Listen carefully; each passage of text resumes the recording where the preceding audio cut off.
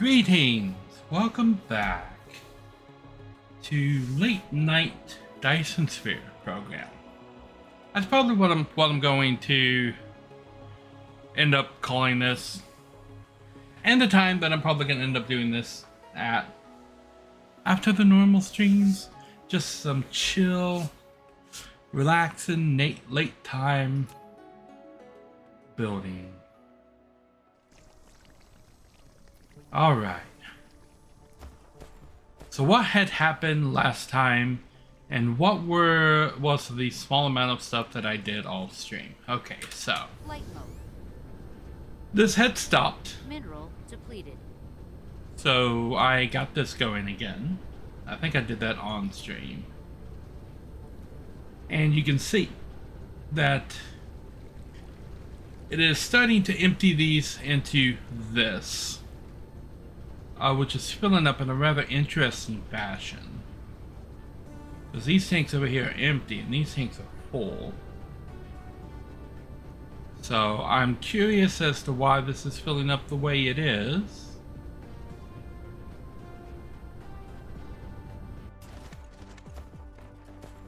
Because they should be filling evenly.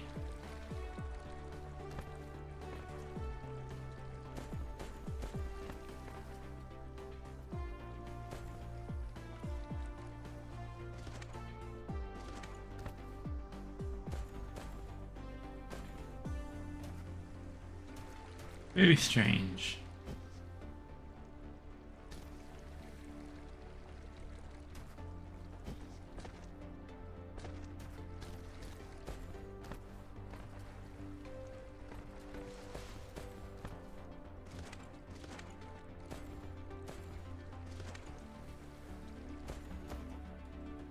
Flight mode. Seems to be filling here.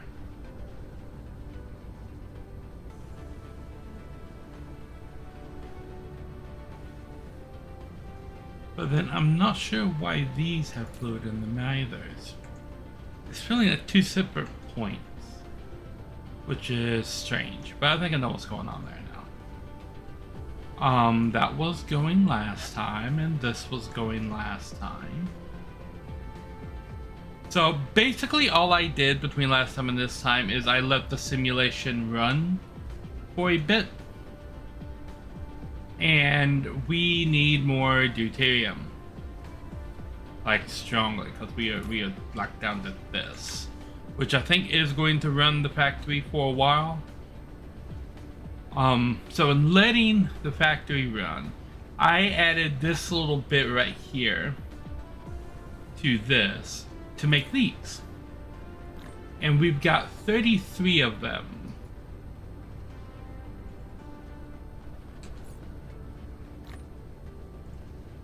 So we're going to take 33 of them and go to our gas giant. Wherever it is. Where's gas giant? Where'd it go? Gas giant. How do you lose a giant? There it is. Whoosh. Yeah.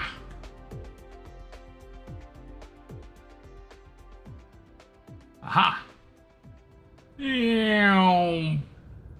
Cruise ended. Did you see that crazy direction? Okay. So we're back and we've got more of these.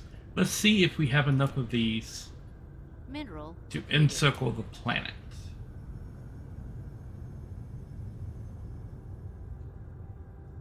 Bam.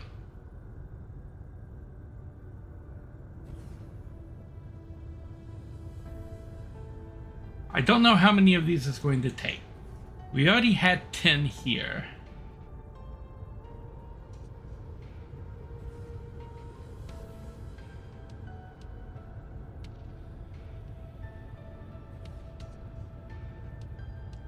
We'll just fly along.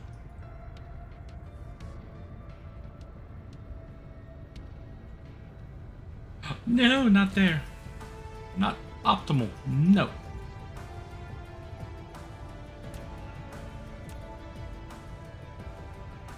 Must have optimal placement.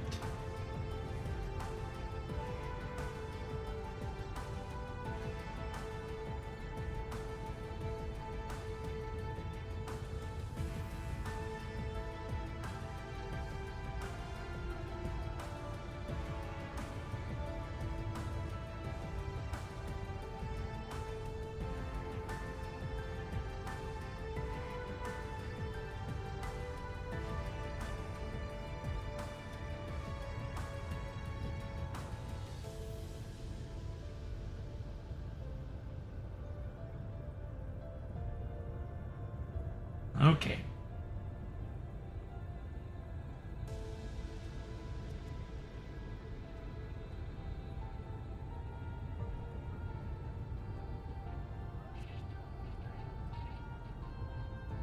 Bam. Oh, we've only got 16 left.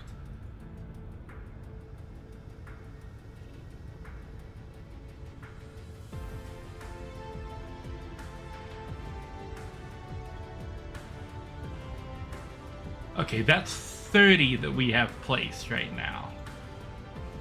31.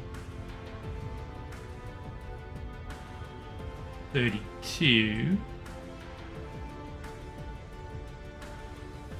33.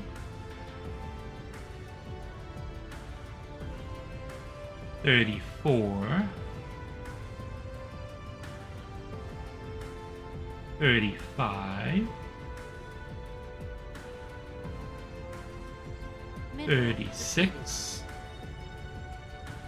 Oh, hey, there it is. 37. 38. It's 38.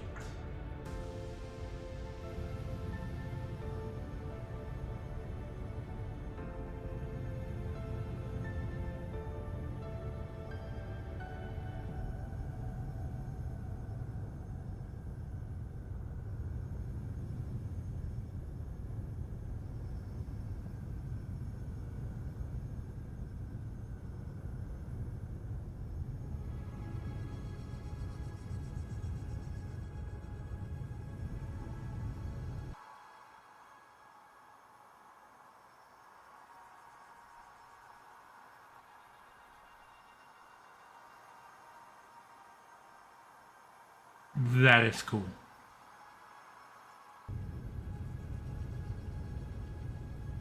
Okay, we have several that have not built yet, so we need to fly till they get built.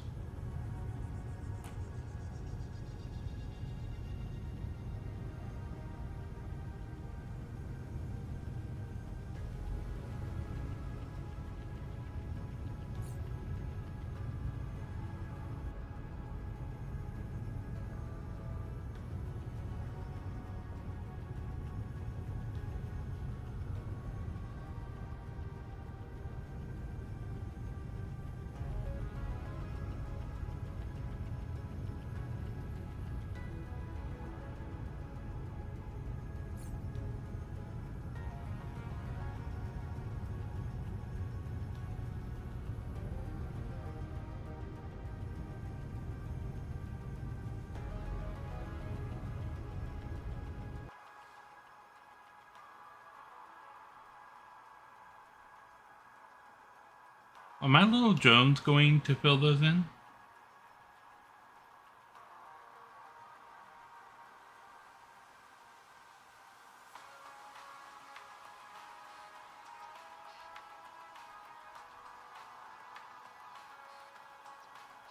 Greetings, Chew. Welcome, welcome. I am attempting to put all of the collectors on the gas giants. It seems it requires 38 to go around the gas giant.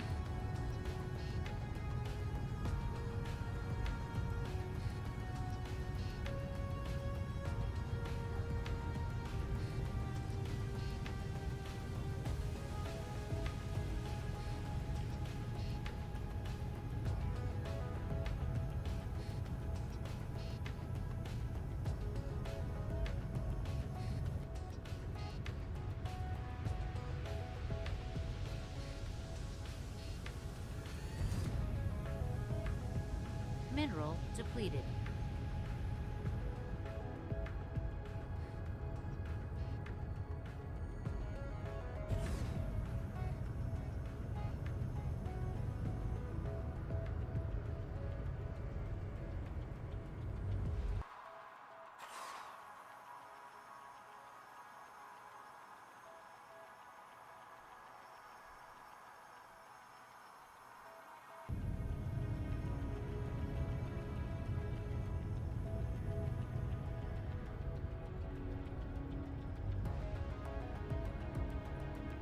Okay.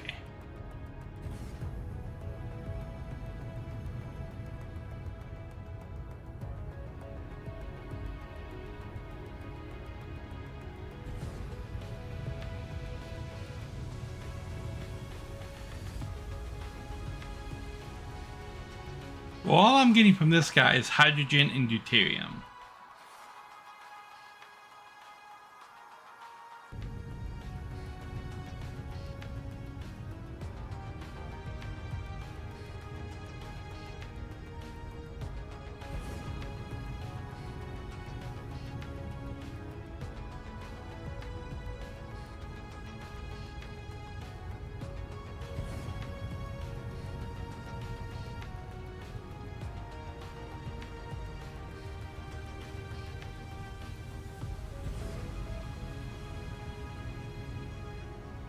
Mineral depleted.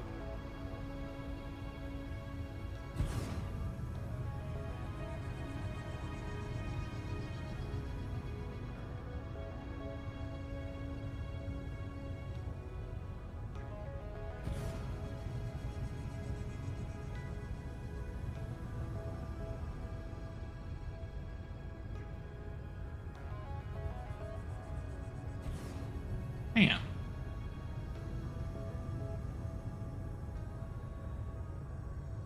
Oh.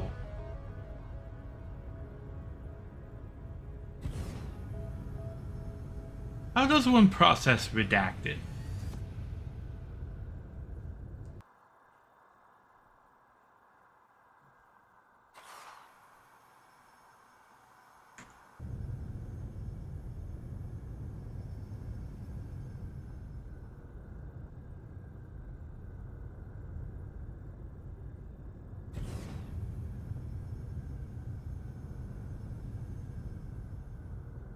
Yeah, I can see that.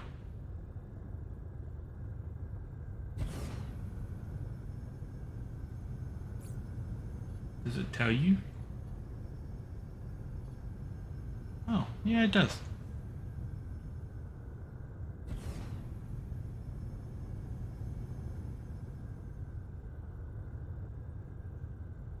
Bam. Last two. And then we can see when all my drones come into the hangar.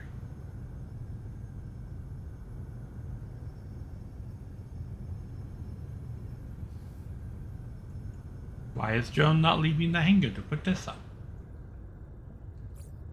There it goes. Booyah.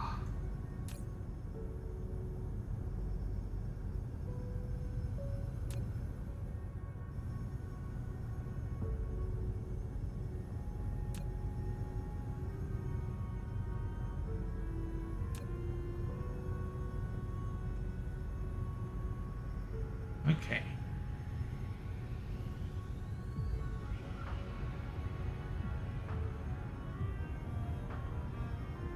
Where's the planet?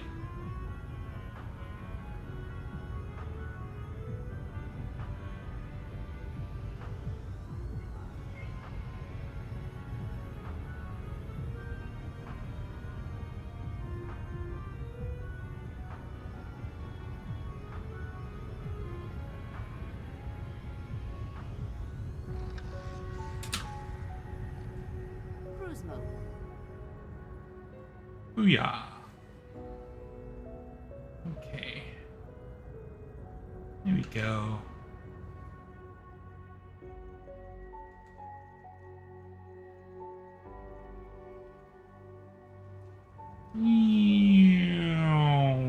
Bonk. Cruise ended. Okay.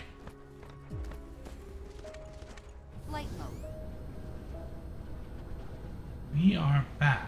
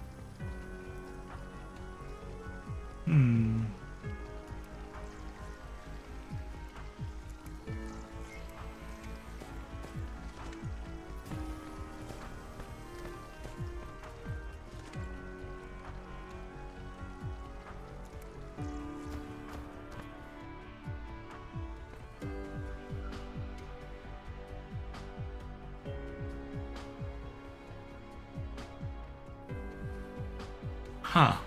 Okay. I need to do this more. Or see about building this.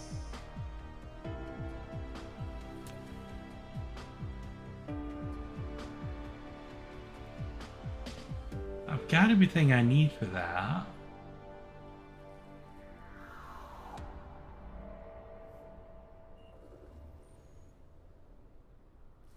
Okay.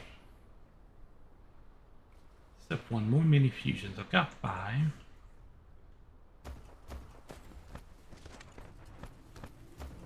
Flight mode.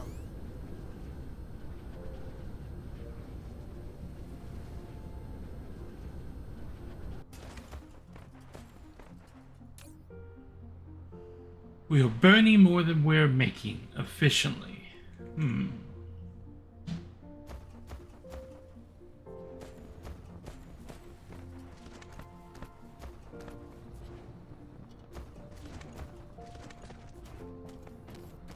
Flight mode. Okay, so we need room for expansion.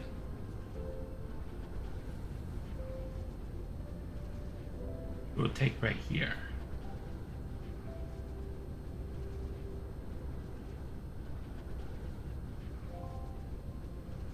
Greetings, Joshua. Welcome, welcome. Okay, I need this, but I put it over here. Here, nope. A bit of it.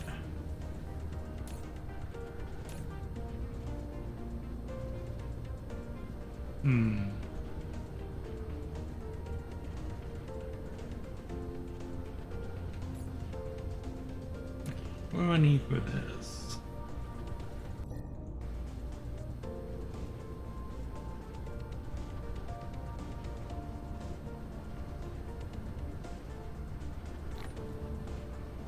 That's 6.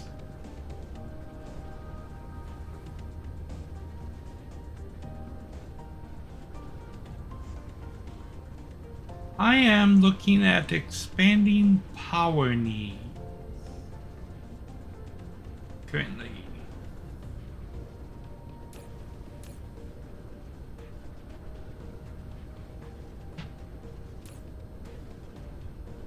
Okay, let's shut you off for the moment.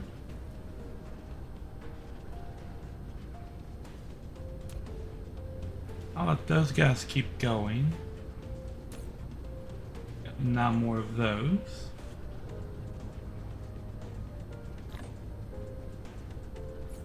Okay.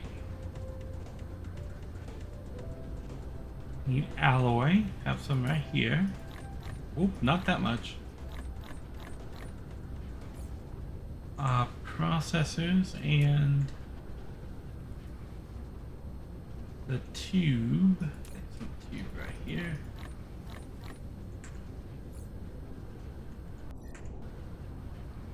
And processors, I can grab those.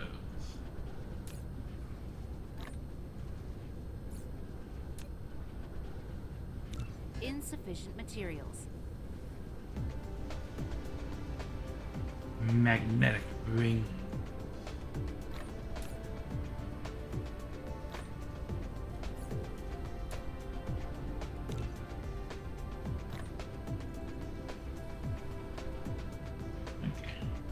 What does it take to make the magnetic rings? Rings, graphite, and turbines. Replication complete.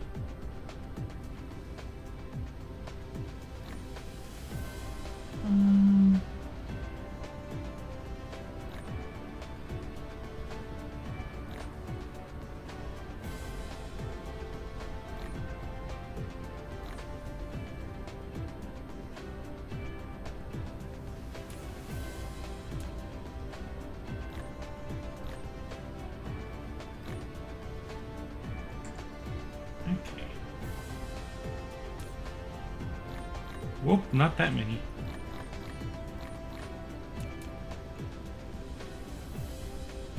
graphene, got some over here.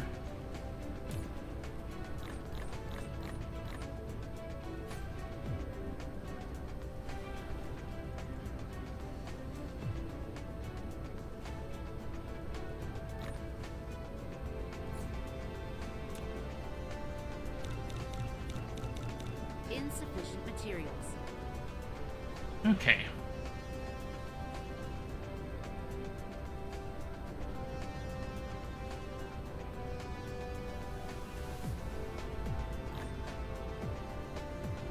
And I need more foundation.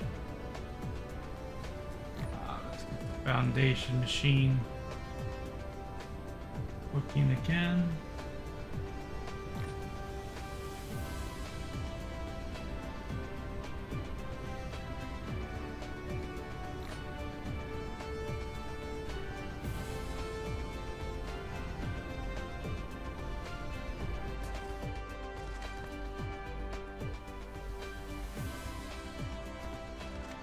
Flight mode. Oh.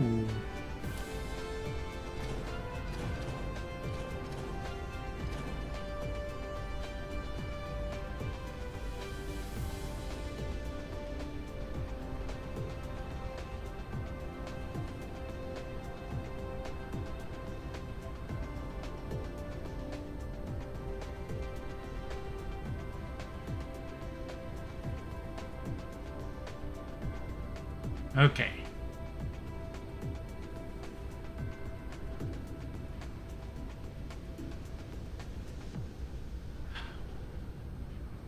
I need room to solve the power problem.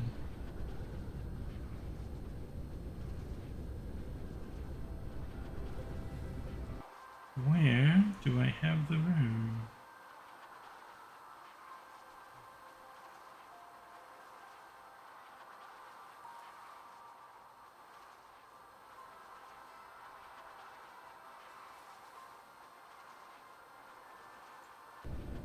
Gotta make it.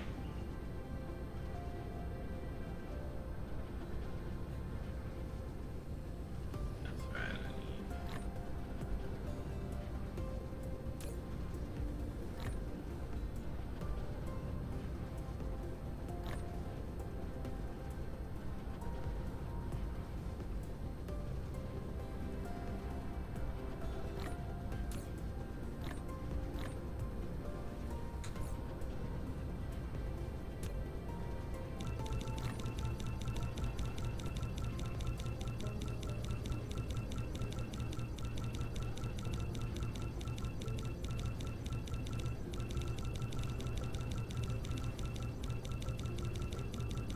Insufficient materials. Oh no, I need more bricks.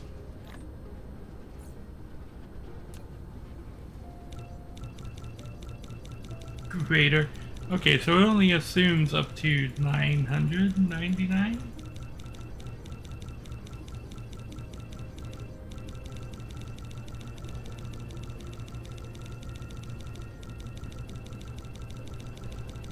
Insufficient materials. 1800 seems okay.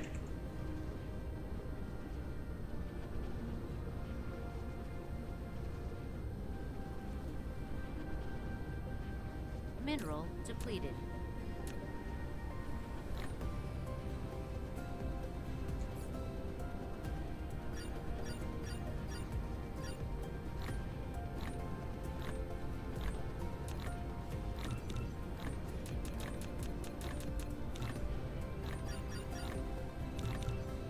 There we go. Okay.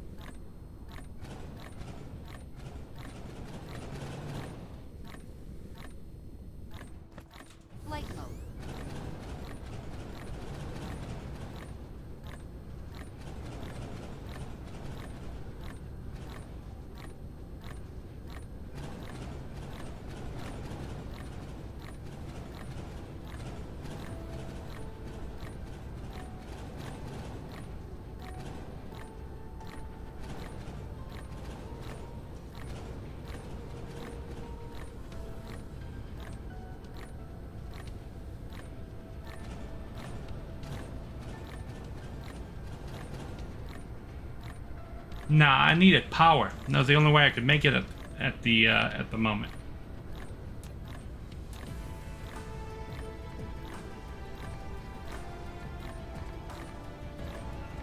But now I'm upgrading to a different type of power. And I have to make sure I don't run out of fuel.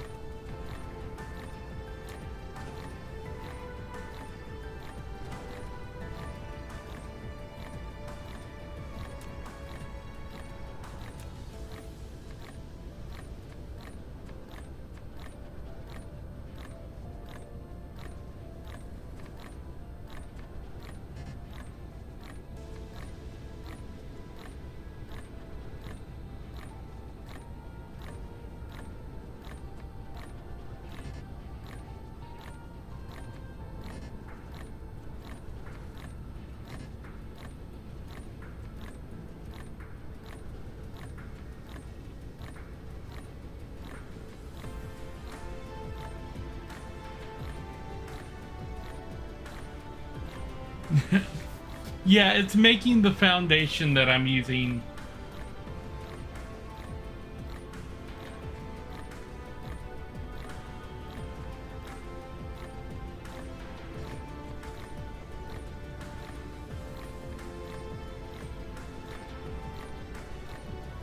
Okay.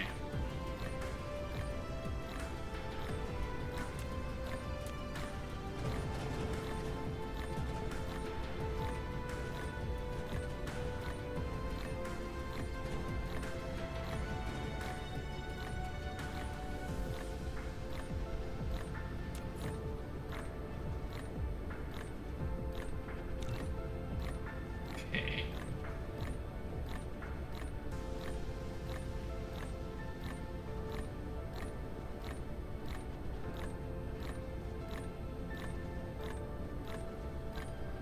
Oh, this deuterium protection.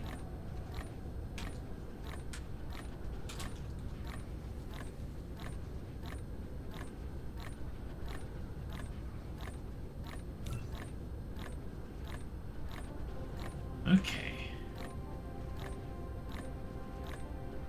In addition to that, I need to make more fractionators.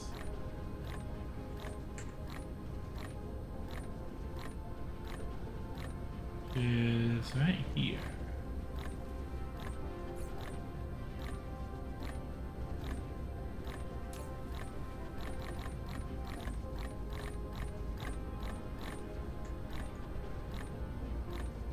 And then stone and glass. Alright. Have fun looking. 1, 2, 3, 4, 5. 1, 2, 3, 4, 5. And then fractionators. Oh my gosh, 125 fractionators. Sure.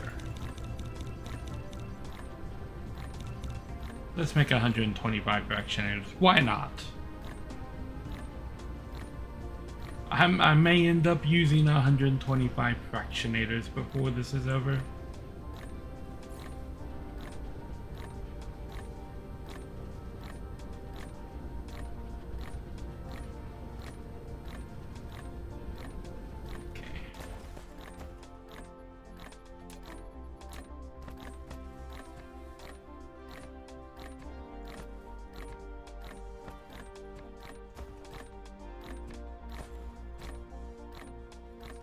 Bam.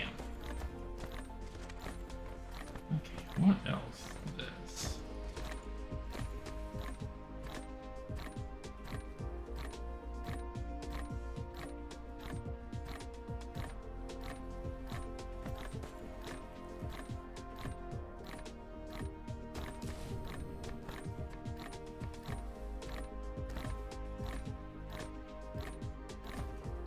Mineral depleted.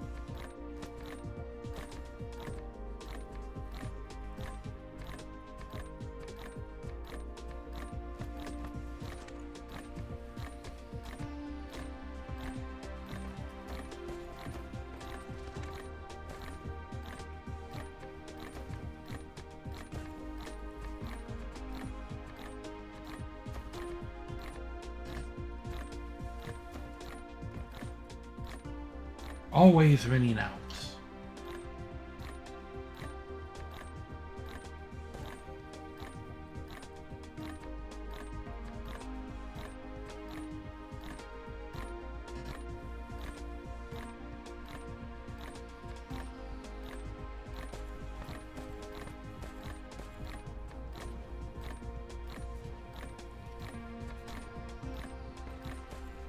Flight mode.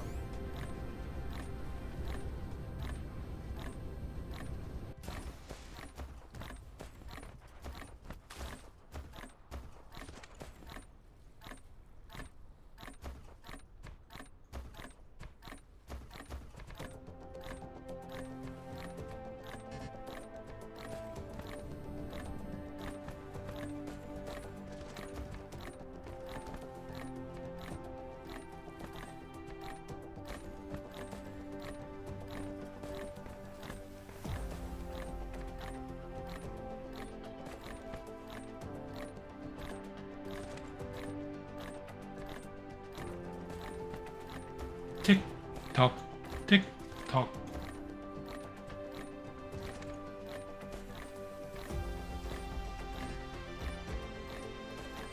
I take it this is not the stream for Captain Hook.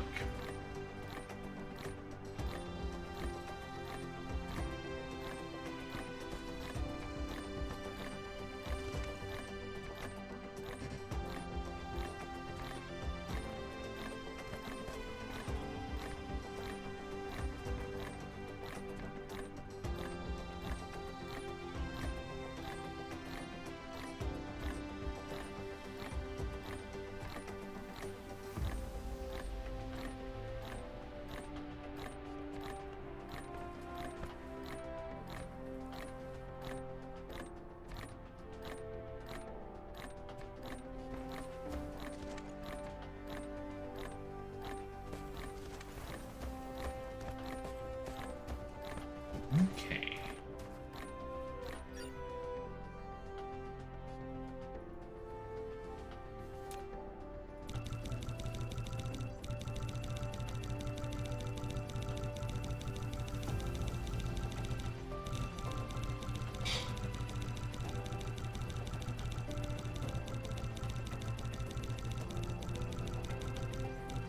Insufficient materials. There. And the ticking can continue after.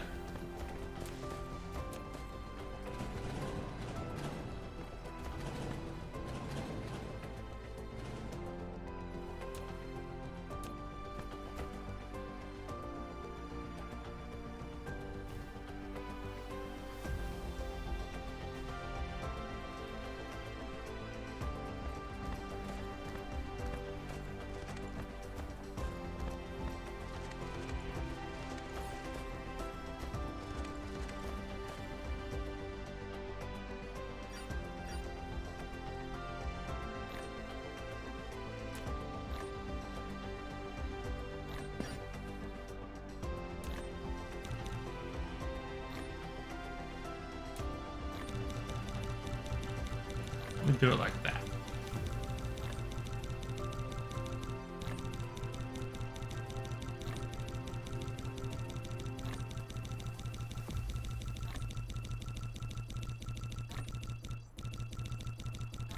Insufficient materials.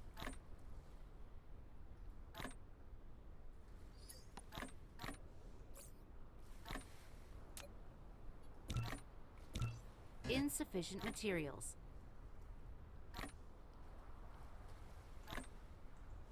Okay, what do I not have in my inventory that I need? Maybe some belts. We'll go get some belts and some Flight mode. tanks. I need belts and... no, I have tanks. I need belts and I need pile sorters.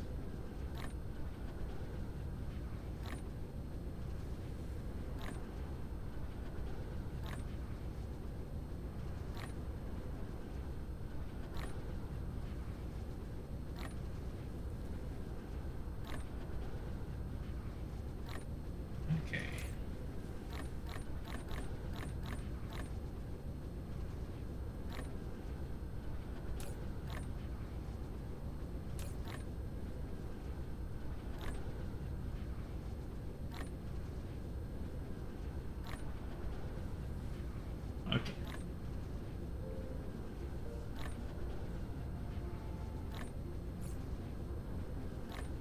That should be enough.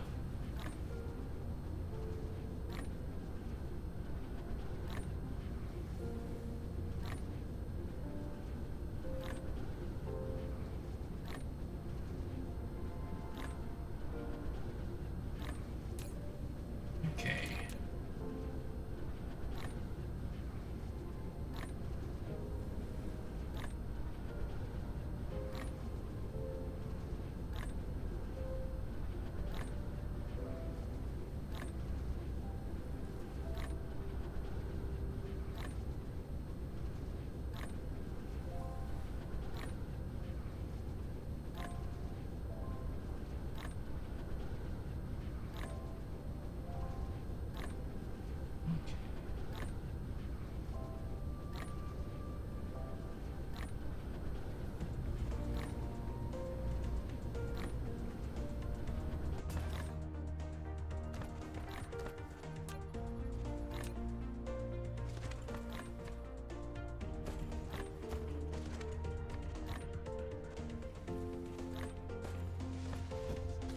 I wish there was a mode that lets you see where foundation is required for building things.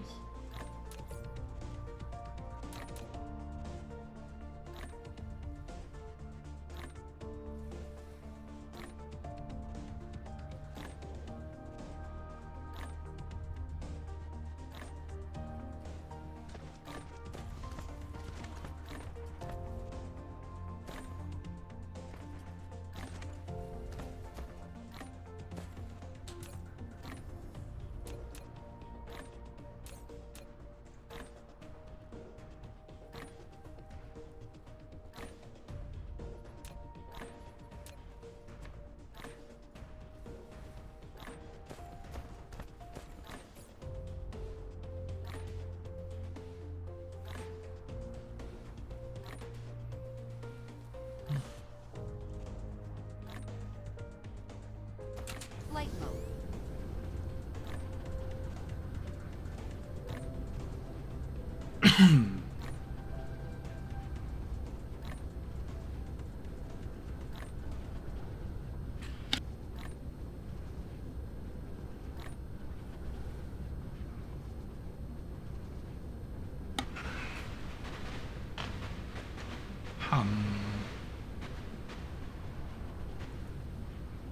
Okay, I think I know how to solve this.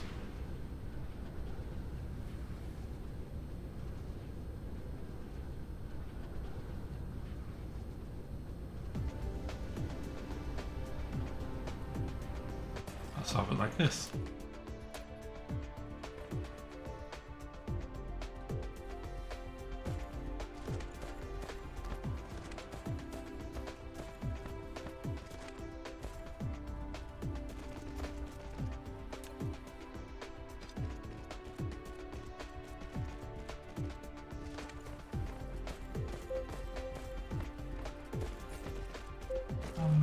Oop.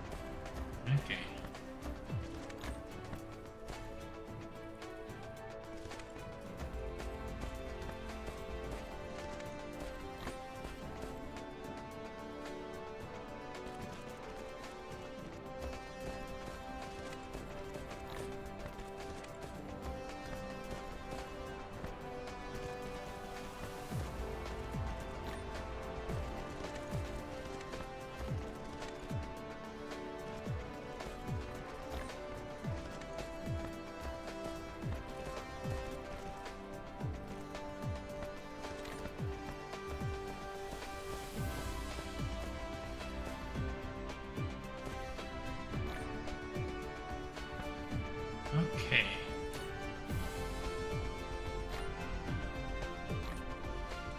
Flight mode.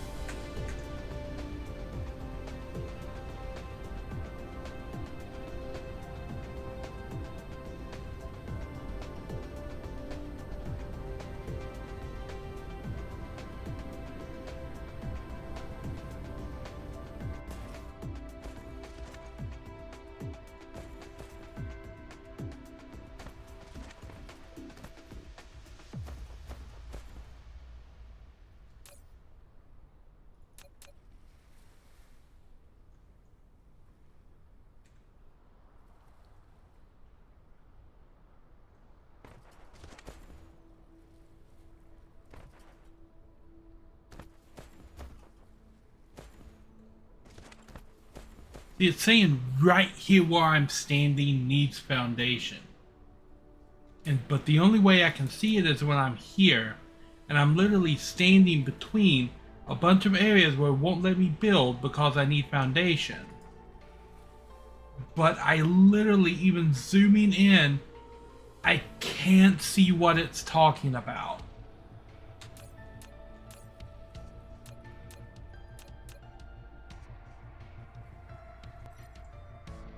Like, it's literally this piece of ground right here.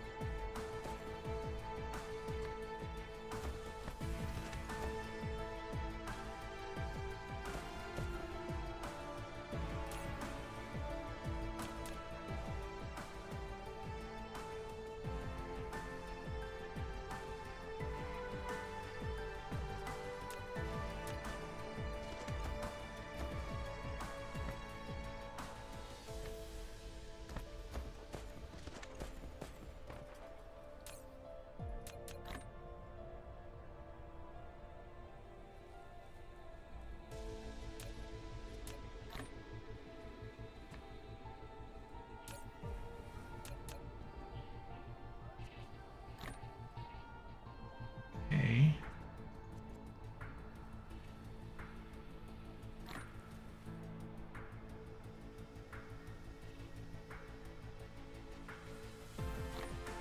Welcome, Lojo. Welcome, welcome.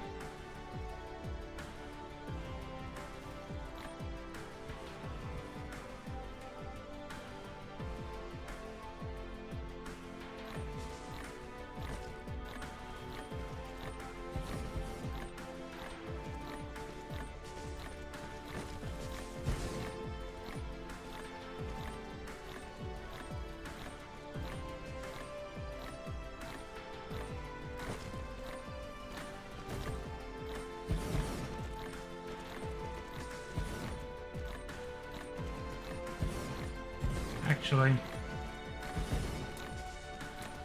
we're gonna move it all a little bit closer.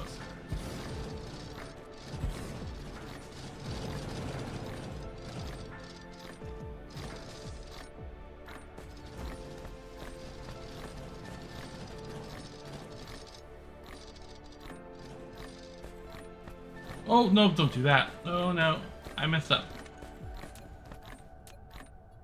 Okay. Get back there.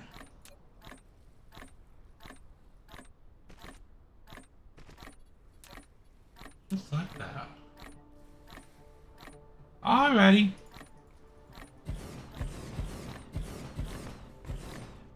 Okay, and now blueprint.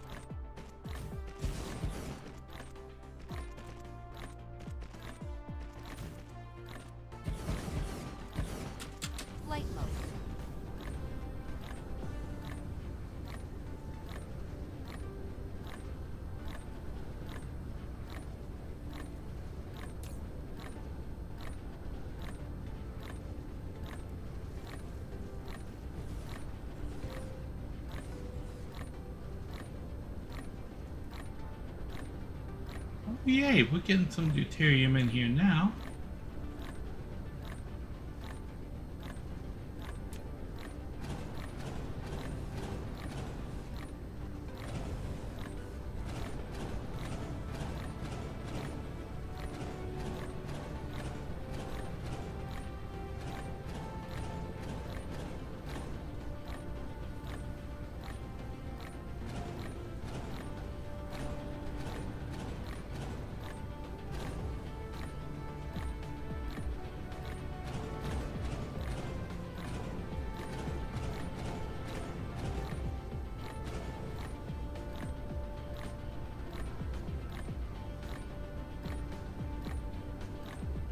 Okay.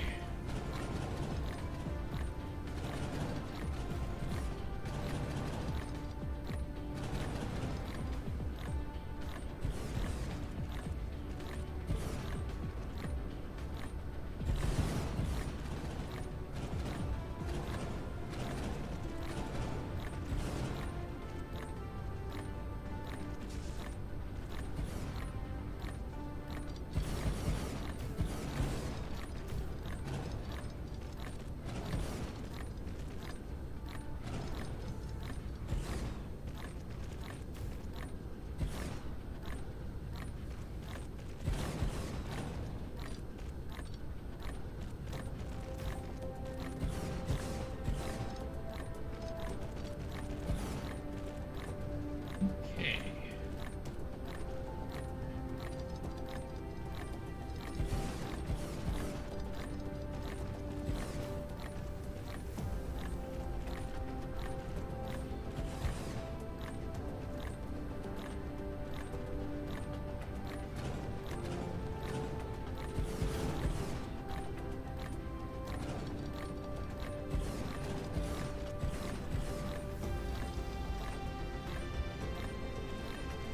Bam.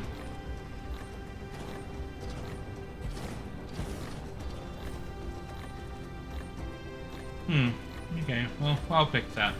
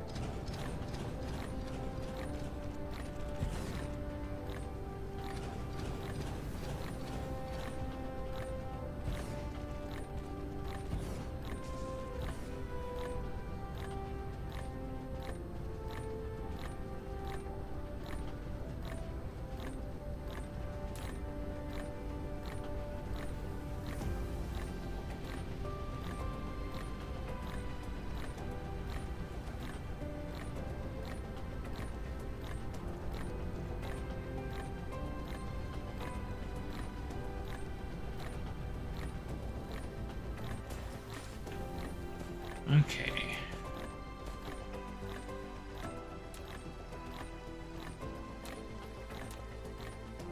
I think we're gonna do this.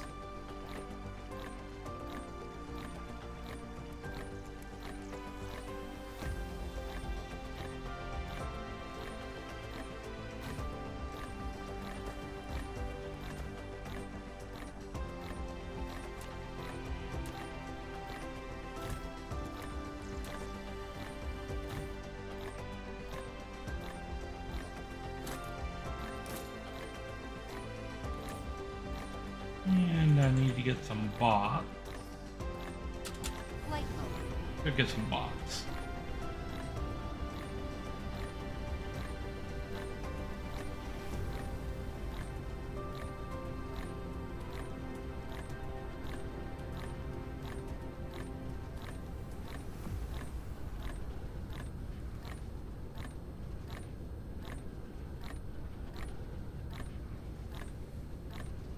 Right here.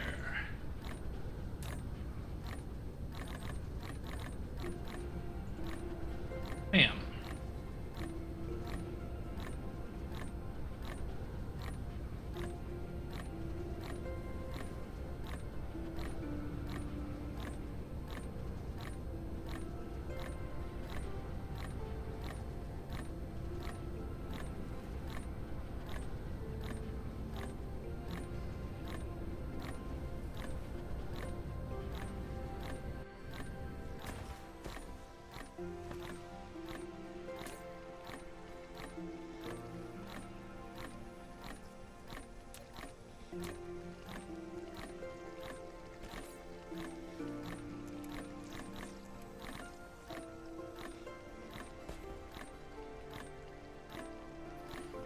Okay.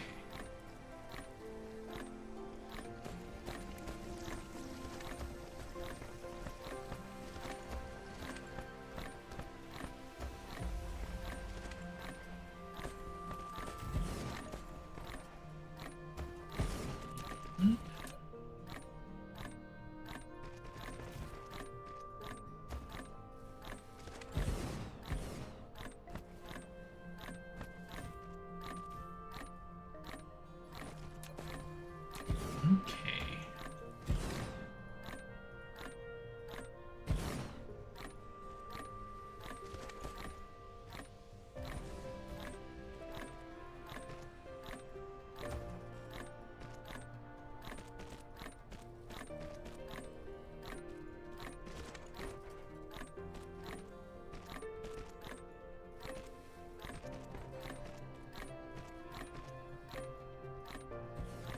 Wire this guy up correctly.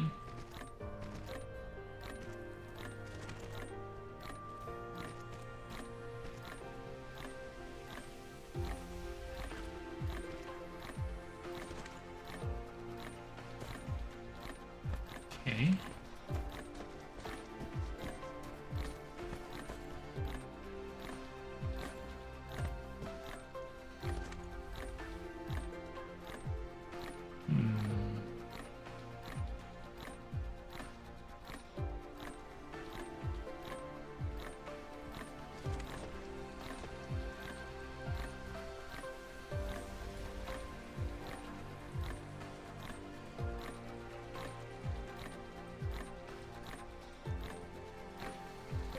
Hmm.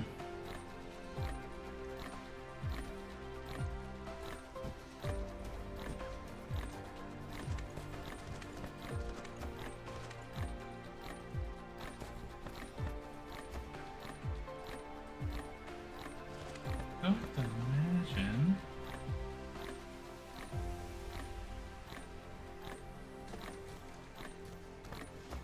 I'd have to go back here and go into one of these ports.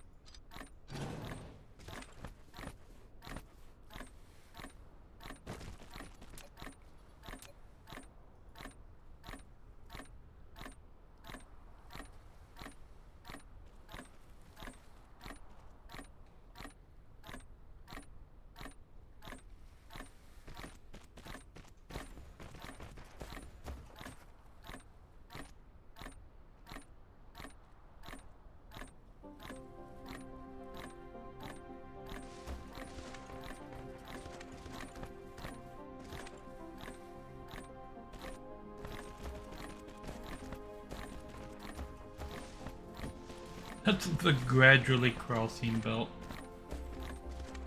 I mean, nah. We can do that better. Replication complete.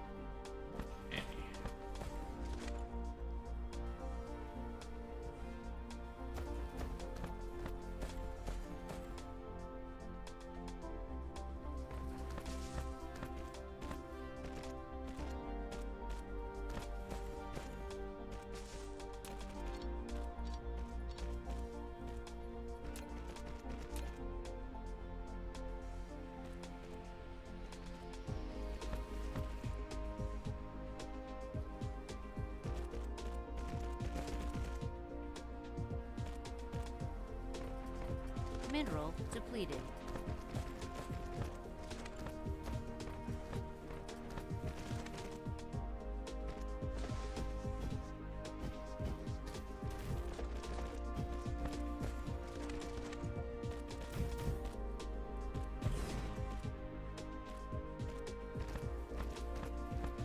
Okay.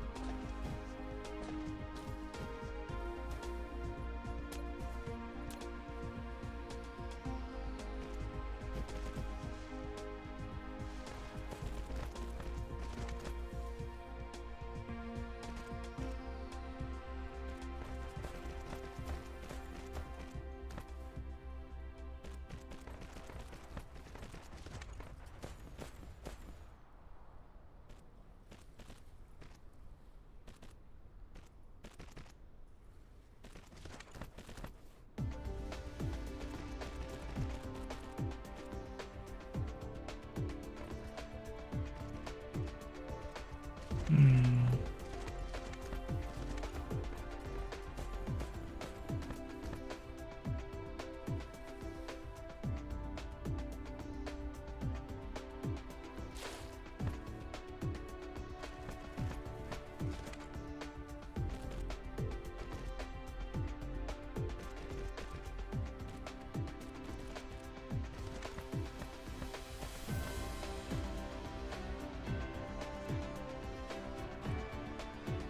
Yeah. Okay. And that's going to be input along all of the back sides.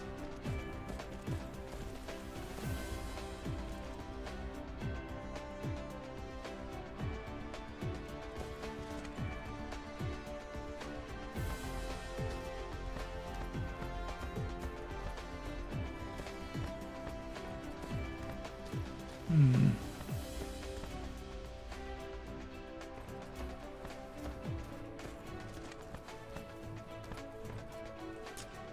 Don't like how that works.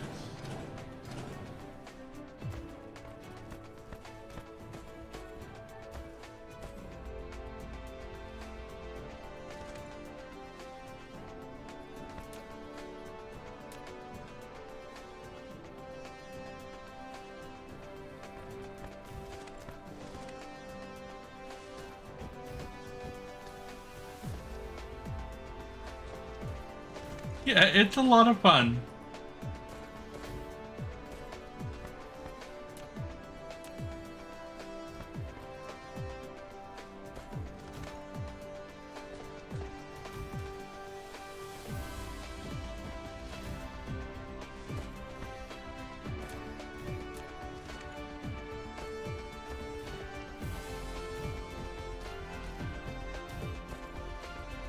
Okay, and then drums.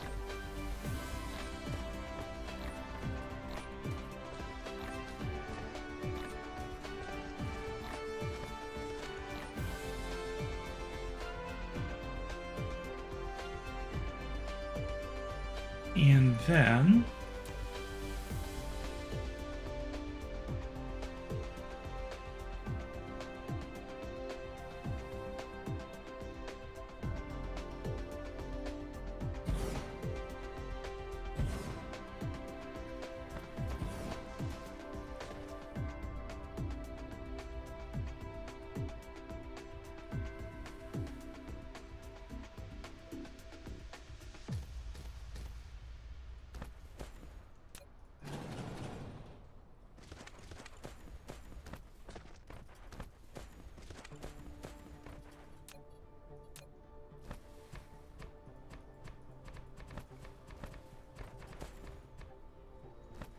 get foundation in this area right here.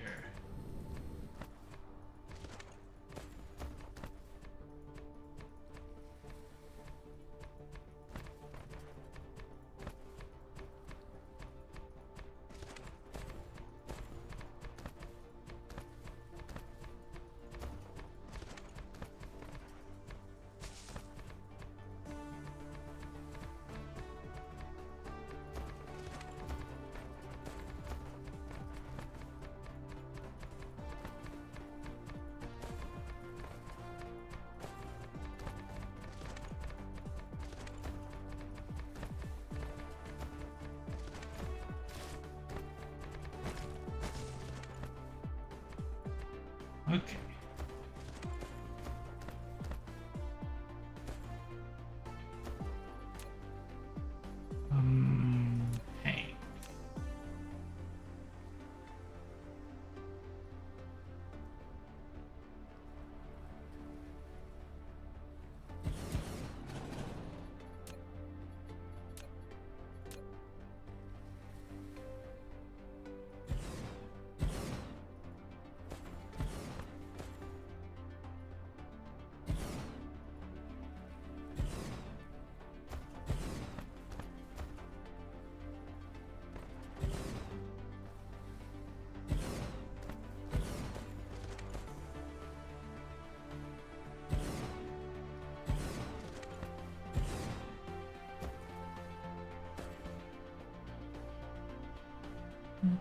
Hey.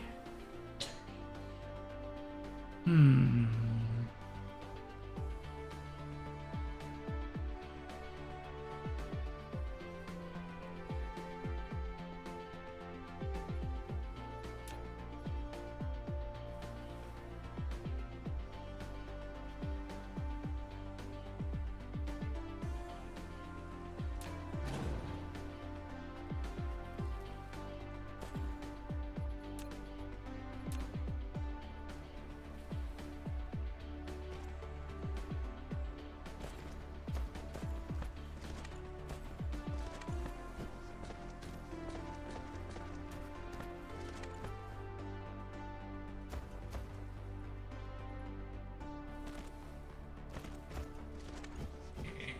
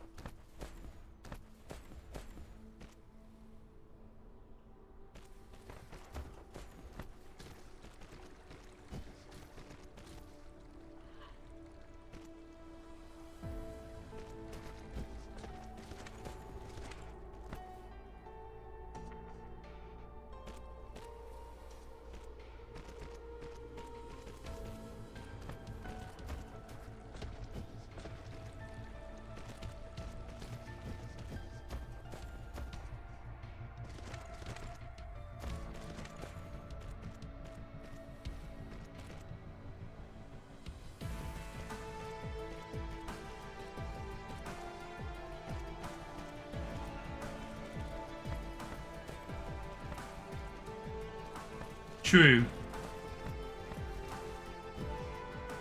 Factorio needs a lot of help when it comes to chains and just explaining how they work.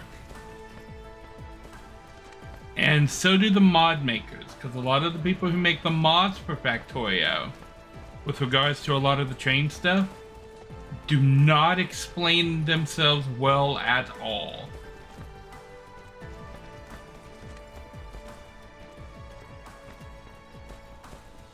And that, I find, comes down to a programming thing. Because Factorio is very famously made by programmers who tout themselves as such, and programmers are piss poor when it comes to explaining how their code works.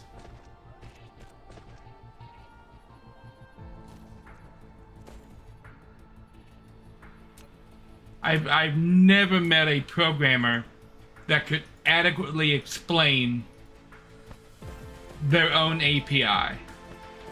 And if you've ever tried to read one, it's batshit crazy.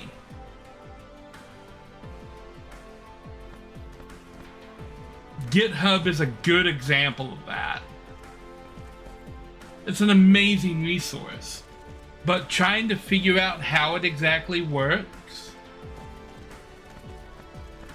no one explains anything. And when you try to get someone to explain it, their attitude is, oh, get good.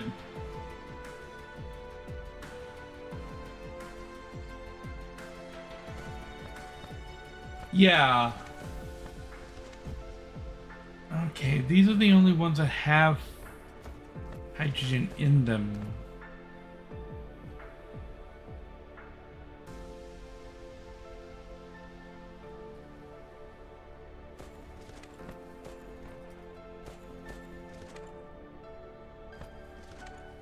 These aren't seeing any fluid at all.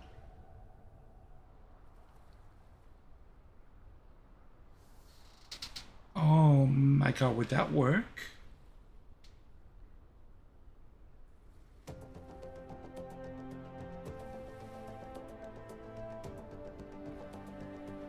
Oh my god, that would, wouldn't it?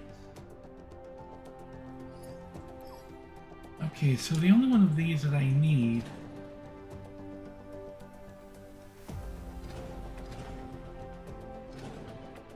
is this one.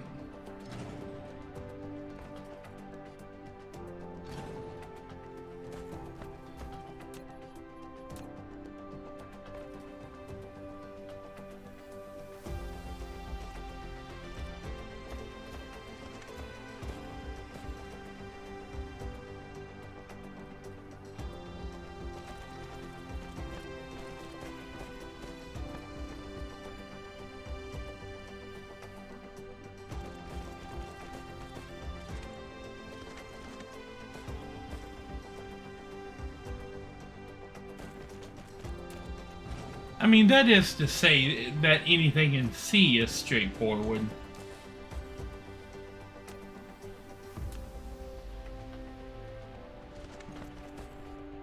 Spoiler, it isn't.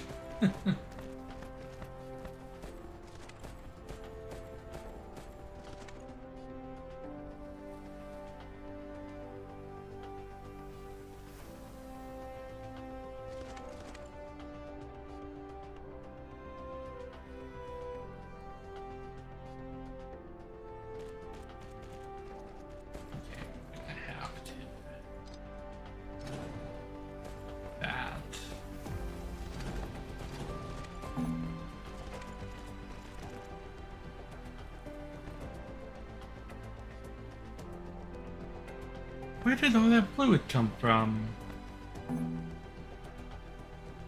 This is gonna be fun picking that up.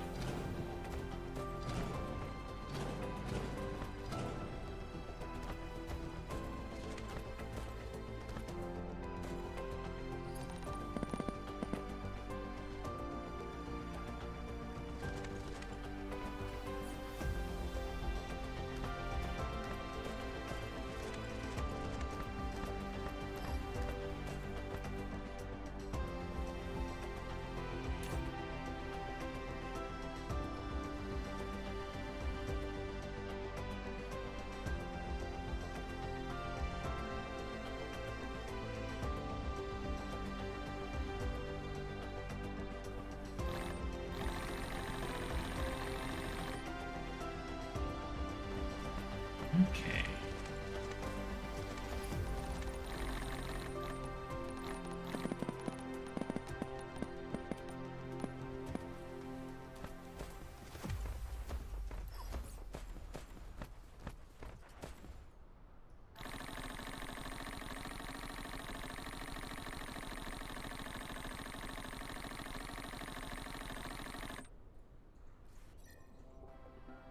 Just about the worst example I've ever seen when it comes to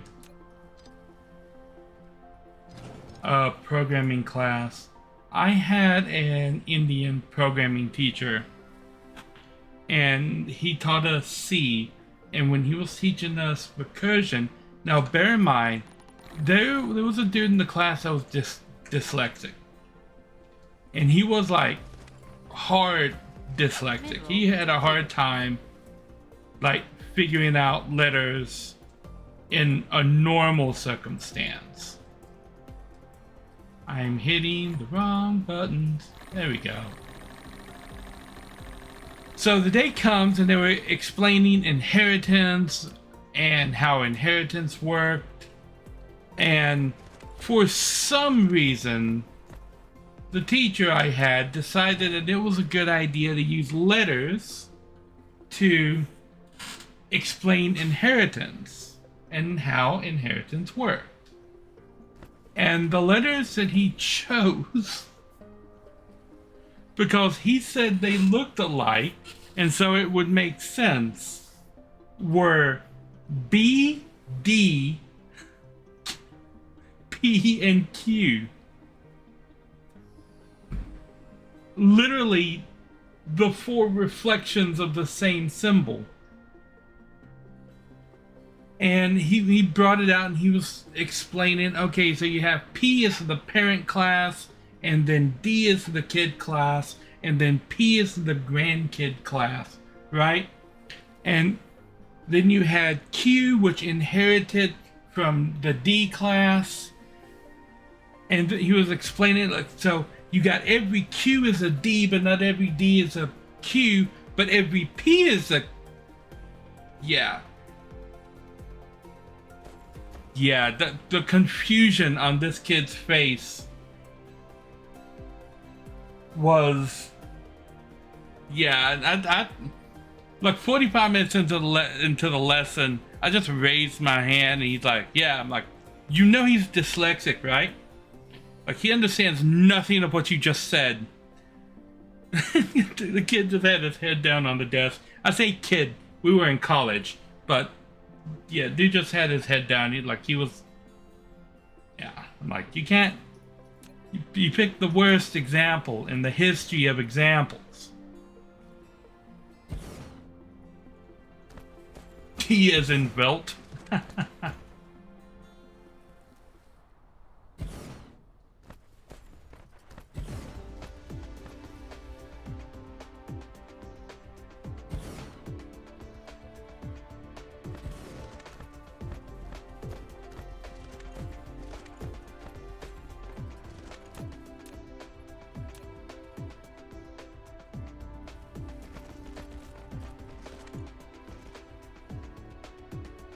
I don't remember if he passed or not. I think he did. I think he ended up transferring to the day classes.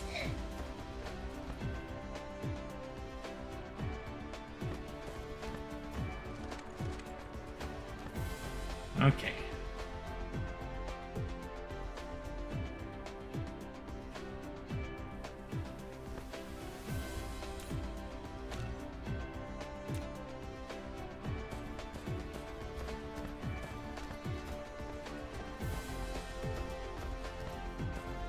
What we're gonna do here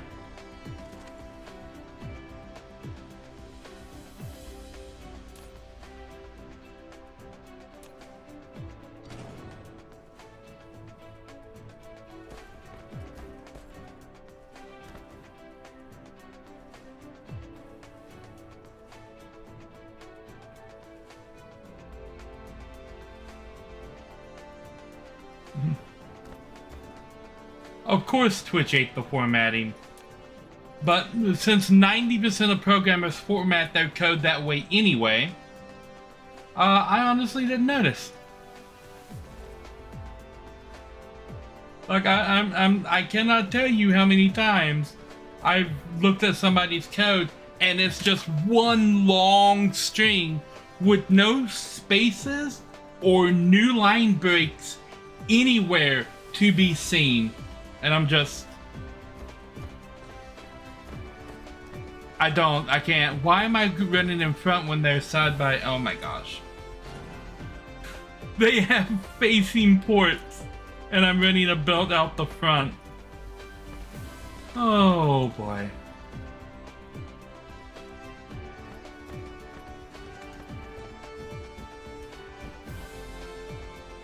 Can a dictionary contain a dictionary? It depends on what language, but if you're talking about C, yes. Everything can contain everything.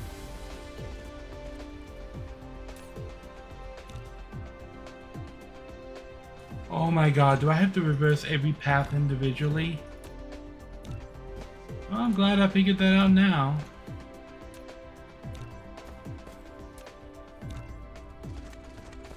I learned that quite early on when we were talking about arrays.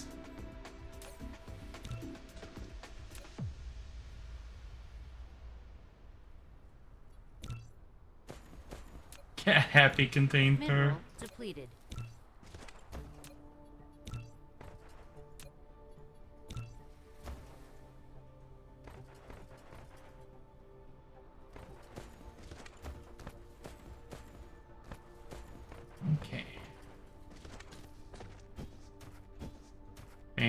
lucky.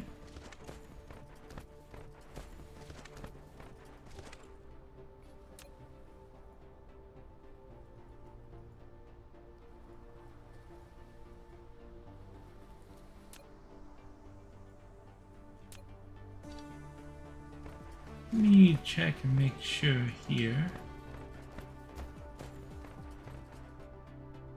Input, output, input.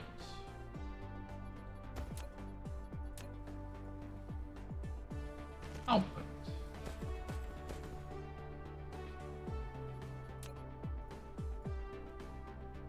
Input.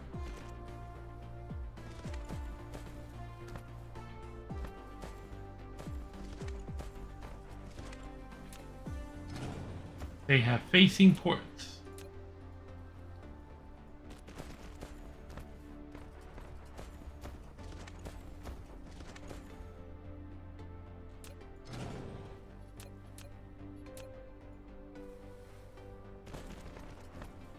Okay.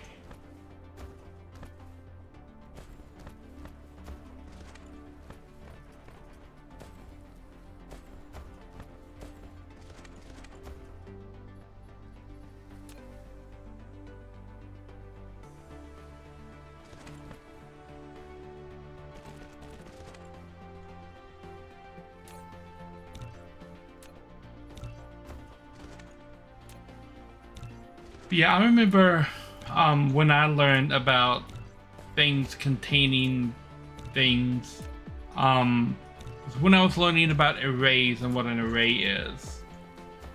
And the way it was the same teacher explained it. Oh.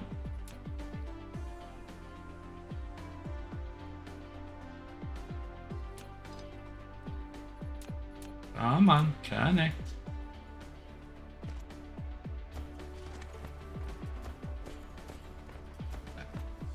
There, we're gonna exit this out.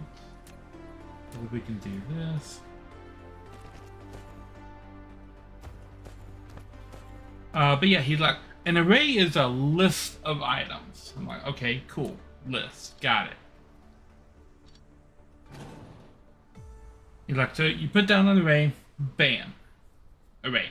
Now say you wanted to make a table, like a spreadsheet. Well, then you would just take an array and put it into an array and make an array full of arrays. Because if an array is a row of boxes, then an array full of arrays is a row of boxes that has a row of boxes. So you would have like a table, like a spreadsheet. Like, now this is where it gets fun. If you were to take an array of arrays and then put that in an array, so you have an array full of arrays that are full of arrays, then you would have like spreadsheets stacked on top of each other like a cube, right? So you have a bunch of little boxes with boxes inside. And then if you were to take the array full of arrays and put that inside of an array, and then make an array of those, you would have a 4-dimensional array of arrays. I'm like, really? That's where you're going? That's where you're going with this? And he was trying to like draw it on the board, and I'm like, you're talking about what's the thing called? There's a name for it. Tesseract. Yeah, like you're trying to draw a tesseract because it's a 4-dimensional cube. Like, yes. And so what if you took that and put that in an array? And I'm like, why would you ever need to do this? But yeah, that's where I learned about arrays. We were trying to make tesseracts with arrays for some reason. This was before the MCU happened, by the way. Iron Man came out in 2009?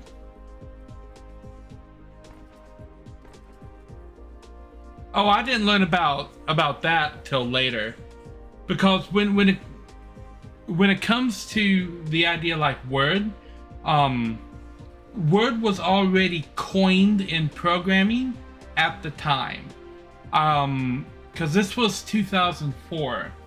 So we were not so far removed from the idea of a word being an 8-bit variable.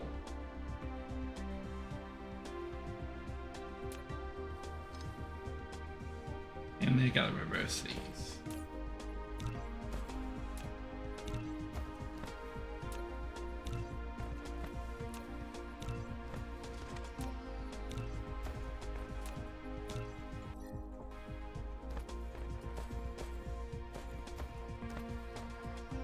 Yeah, 16-bit.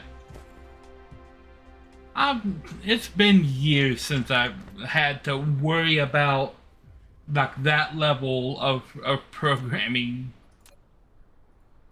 But when I started, when you only had like 16 like megabytes to work with in your like programming overhead, everything mattered. And we were not so far removed from that yet in this class. Now though, pretty much everybody is familiar with oh, right here. With Word, Book, Library, because I have heard that parlance more recently than when I was in college.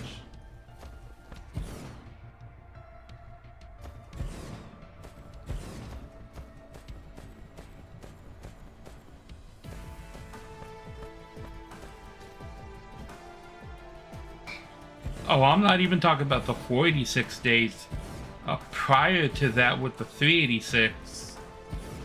486 was the dawn of Pentium.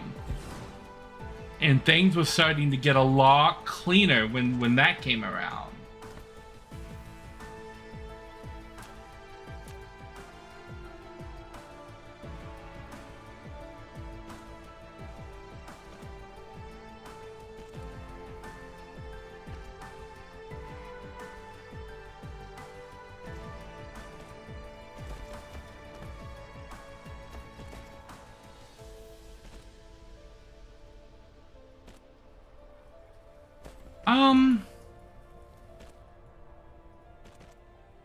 I'm not sure. Between the two, I would probably pick truck driving.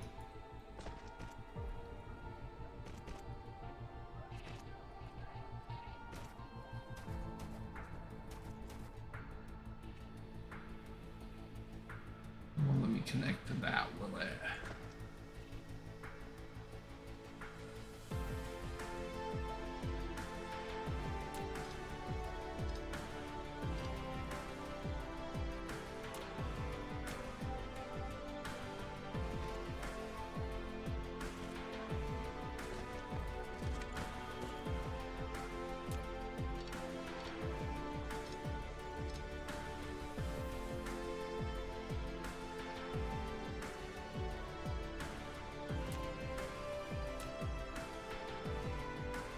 Yeah, there's a couple of reasons that I would pick truck driving over programming.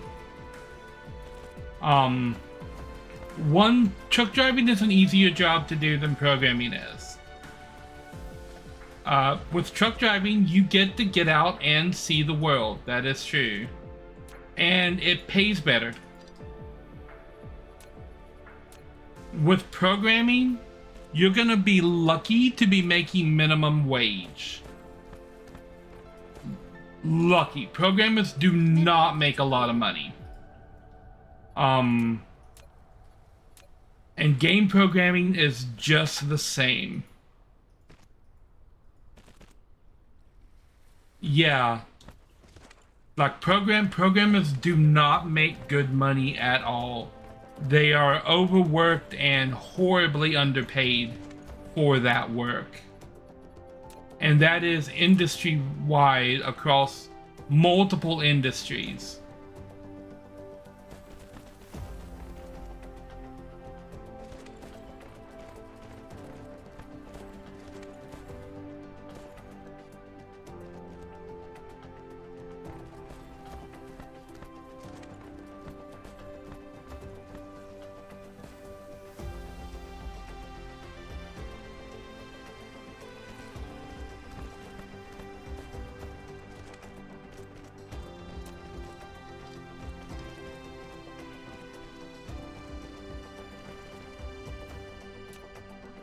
But unions are so hated in most of the US that,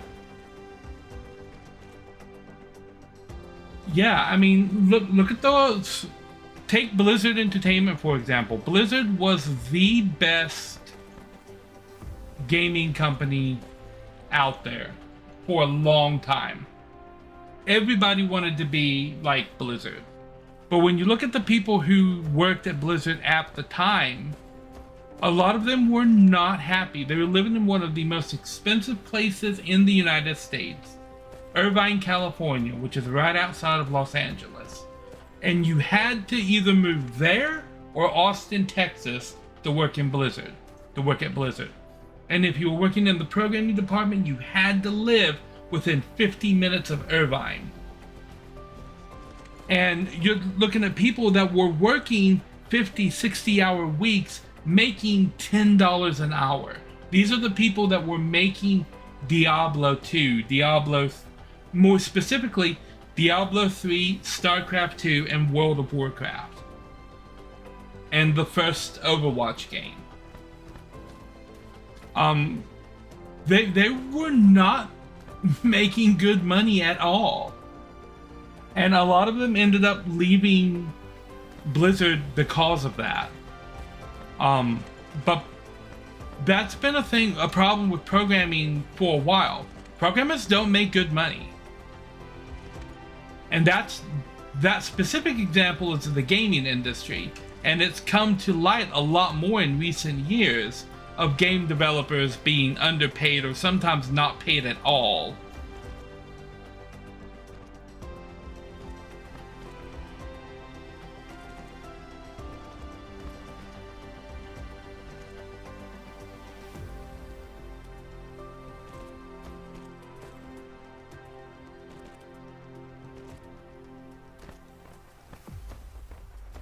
Whereas if you're a truck driver, you're almost guaranteed. It's because they can get away with it.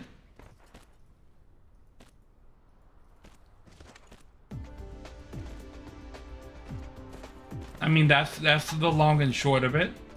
Having a company like Blizzard Entertainment or Activision on your resume looks good to other potential employers that may potentially pay you more.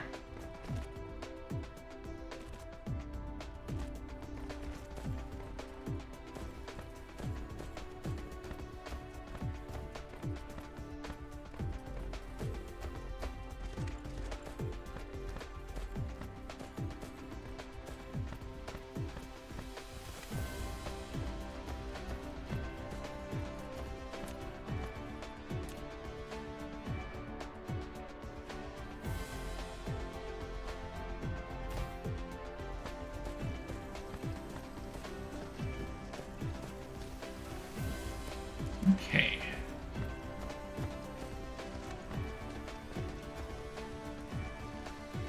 Now, in theory, this trickle should go through all of these machines.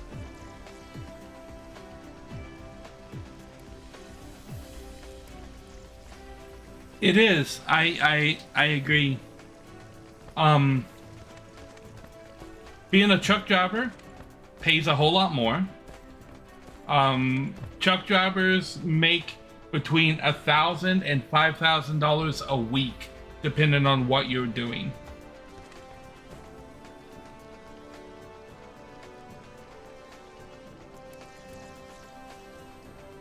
Mineral depleted.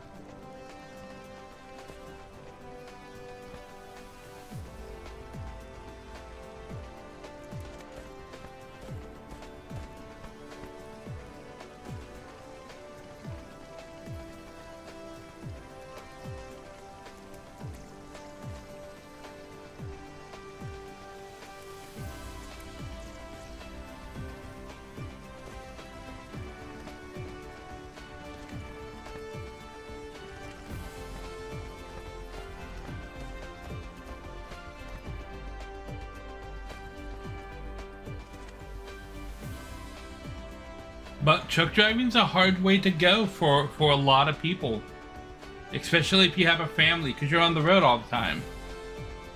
If you're single, you don't have a family or anything, truck driving's a good career to get into.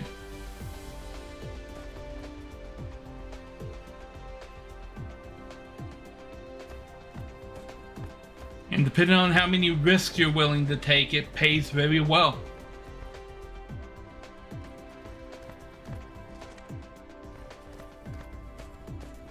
Lovely. Okay. So now we've got a lot more deuterium coming through. Flight mode.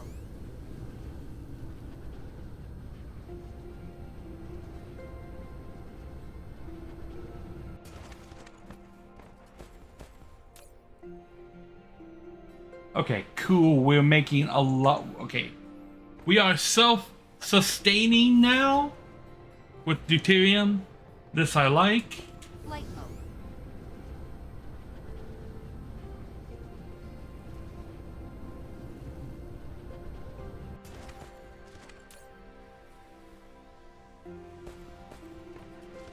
Flight mode.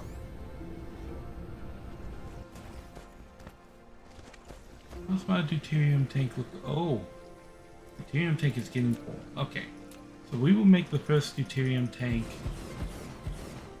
a tall boy. Flight mode.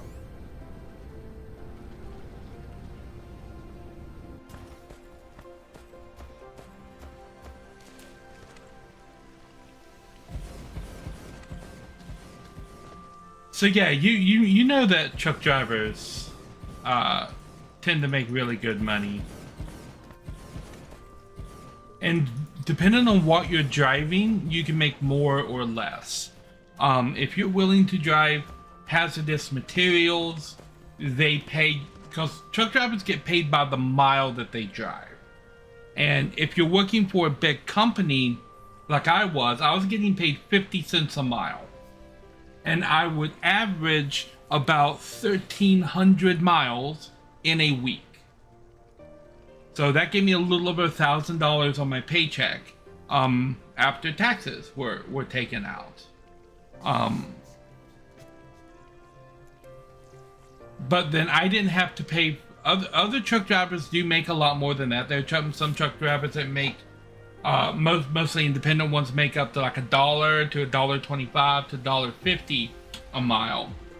A trade-off for working for a big company like I didn't have to pay for repairs if my truck broke down. I didn't have to pay for tires. And I didn't have to pay for gas, which are huge because it's $10,000 for a new set of tires for a truck. And I was putting, this was right at the start of the pandemic, I was putting $500 in gas in my tank every other day. And the company was paying for that. If you're independent, yeah, you're making 3 times what I was making a week, but you're paying for things like repairs, tires, and gas out of your pocket. One of the craziest stories I've ever heard another driver talk about was how he got a completely brand new set of tires. Yeah. He bought an entire new set of tires for his truck and trailer with rewards points from Love's. I'm like, that's a lot of points.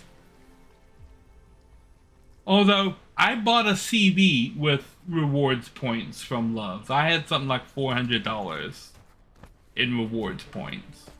Because I almost exclusively stopped at Love's. They're my favorite of the major truck stop brands. And if I had my choice, I would stop at a Love's. They're an awesome truck stop.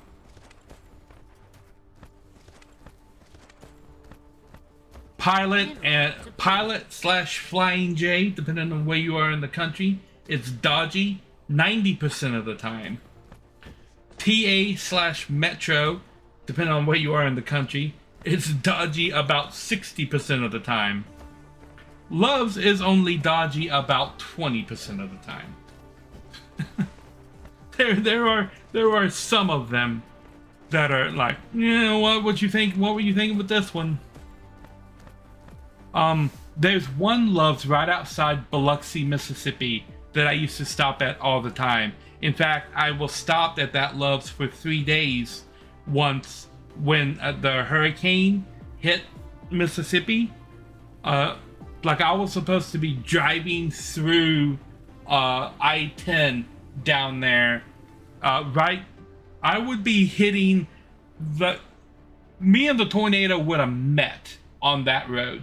And I was looking at the clock, and then I call my dispatch, and I'm like, there's a hurricane coming, and it's like right in front of me. Like I'm watching the thing on my phone, and then I'm watching the thing on my Qualcomm, and the lines are touching. I'm like, I'm gonna stop here before I get over there. And so I was camped at that Love's for like 3 days. Okay. Next step, power reformation. I need a whole lot of these to generate 1.21 gigawatts of electricity. I'm close. Oh, I'm over. I'm generating 1.47 gigawatts. 1.47 gigawatts.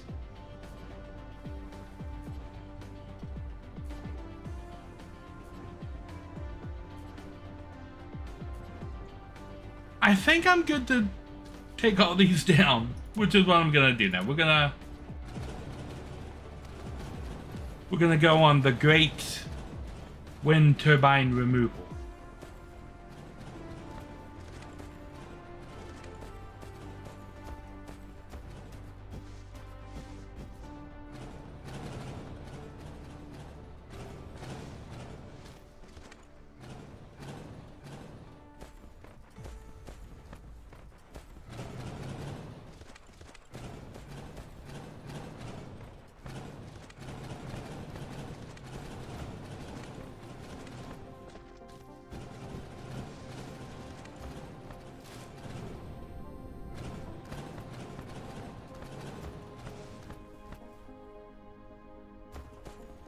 I do not know why they pronounce it that way in the movie.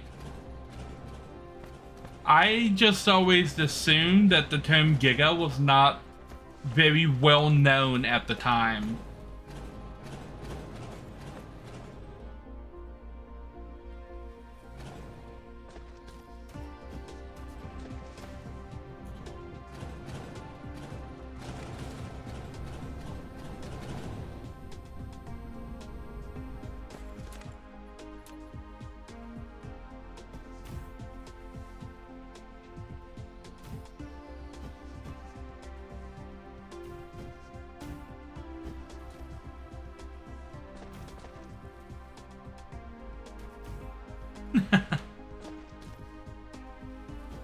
That tracks.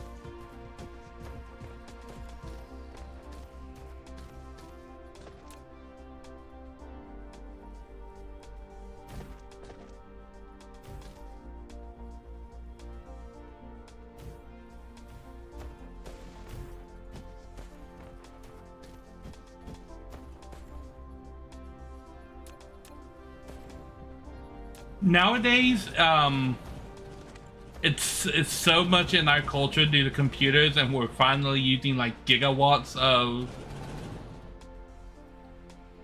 Oh, I cut something off. That'll be okay. I need to cut those off anyway.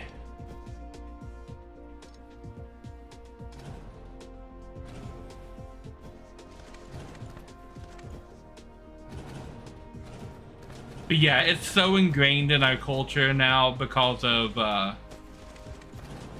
computers and finally having gigabytes of data that people recognize the term.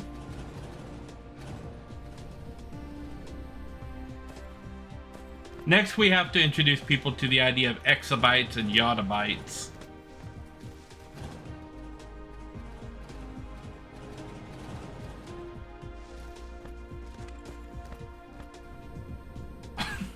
Yeah, it does. What the hell is a gigawatt?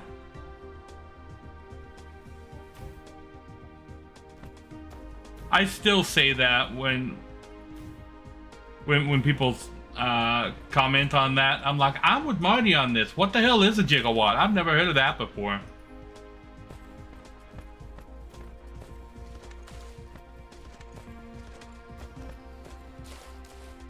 Oh, I don't think we're ever gonna get the Google Bytes. We are way away from Google Bytes.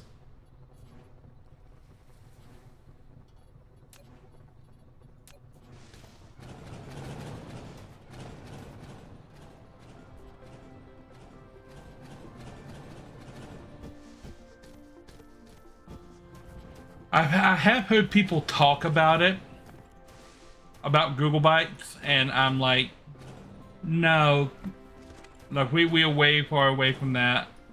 Because when layman's talk about like Google Bytes and stuff like that, I'm like, you don't really understand how big a Google is.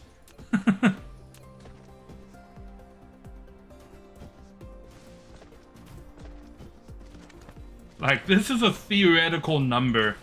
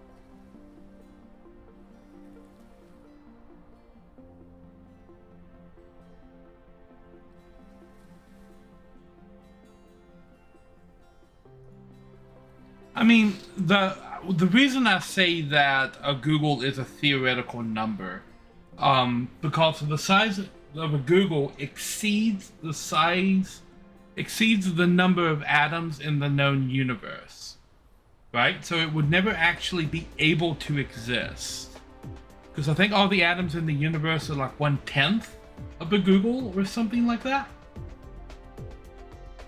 So, by the standards of practicality, it's not a number that we're ever going to be able to get to, because the act of getting to the number will exceed the size of the universe.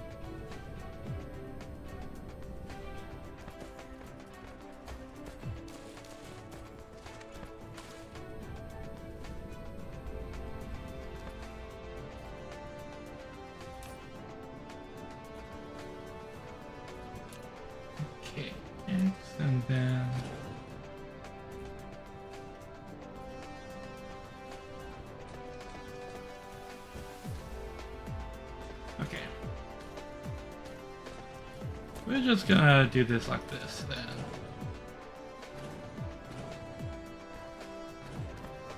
I built these really close to that.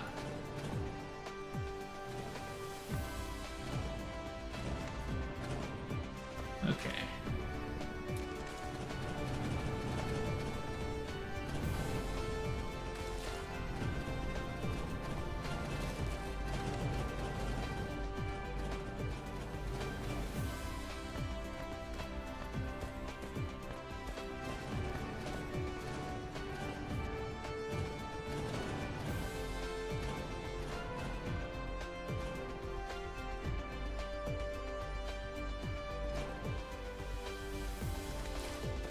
Okay.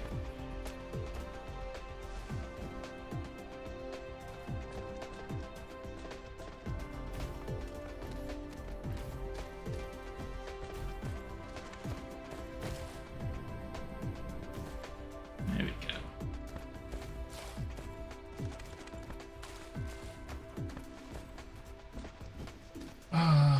There's a plexi drive.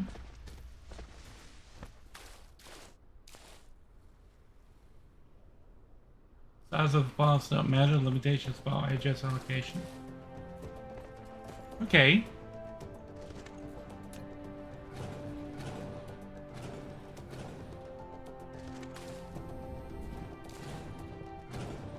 I mean, it's an interesting concept. You can divide time arbitrarily, so you can find a unit of time in which a Google of that unit has passed since the beginning of the universe. Well, yes, but that's still just theoretical.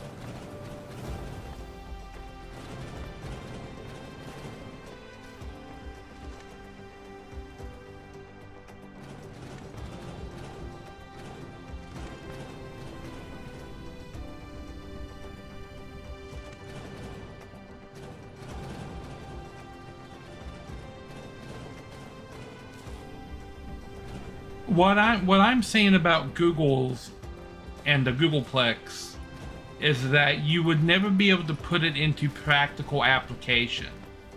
It's always going to be theoretical. The idea of like a plexi drive is interesting, but it is just science fiction.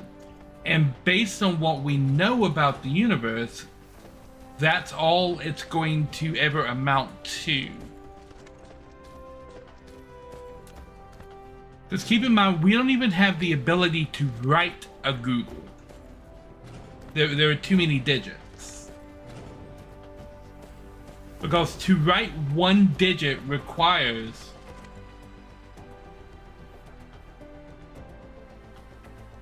well, what I'm saying is to physically, if you were to take a pen and write down a number on a piece of paper, that number is requiring millions of atoms to exist in that format.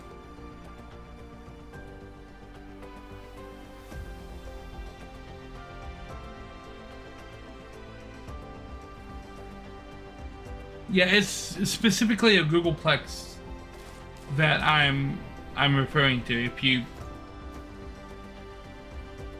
put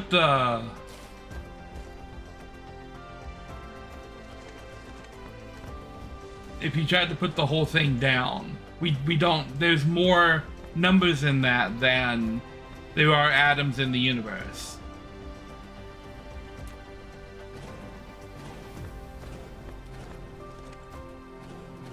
Yeah, my attention is a little bit divided, so I may not have made it entirely clear what I was referring to. Because every time I get a train of thought, something happens in game and it derails my train of thought, and then it like crashes through a village and goes off a cliff. Flight mode.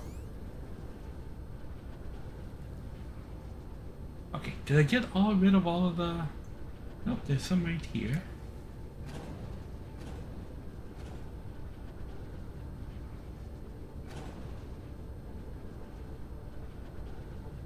And then that's starting the southern hemisphere. Let's finish checking the upper.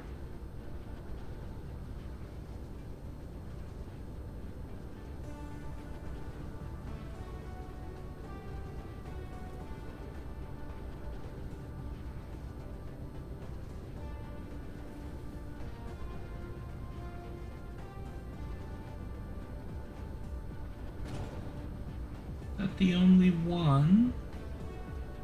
Okay, these things are without power now. So we need to get them power. That.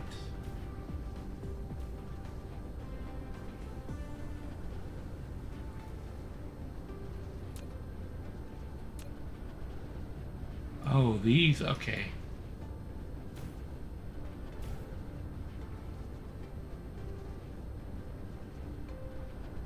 Oh, just little steps, huh? Yeah, this is me not making sure things are connected properly when I took up all the wind turbines. Like, what's this guy doing way here in the middle of nowhere?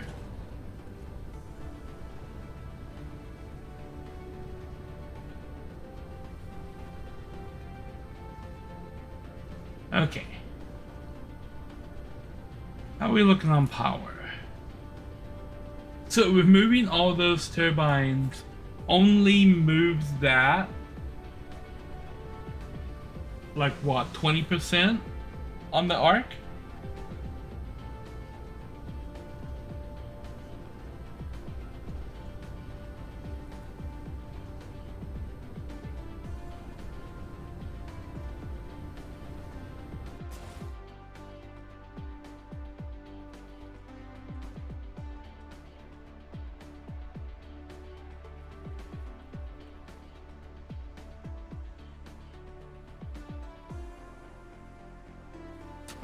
Flight mode.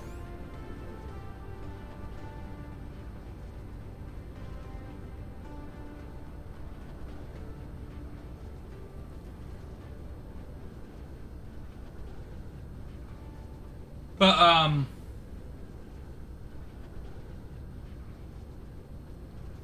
yeah, as you can see, in order to get the power to get to deuterium, I literally filled the planet with wind turbines. So I am in the process of removing that now, so that I have space to actually build the production side of the factory, which I think I'm gonna do through here. We're gonna do like production after I get rid of all the old wind turbines. And yeah, I was talking about a Googleplex, which is 10 raised to the power of a Google, if I'm thinking correctly, which may not be the case.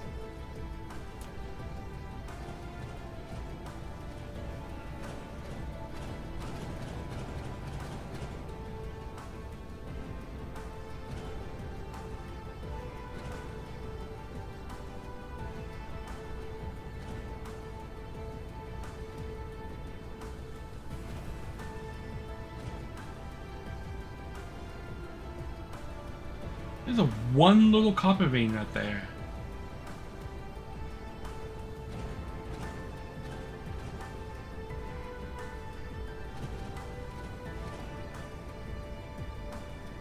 Yeah, that's something I wish that this game and Factorio both had, would be a way to recycle items.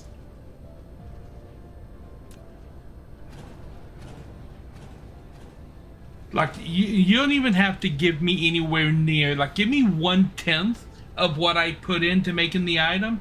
It's still better than, like, getting nothing back. Because in Factorio, the only way you have to get rid of stuff is to put it in a box and then shoot the box until it's destroyed. And that will destroy all the items inside of a box.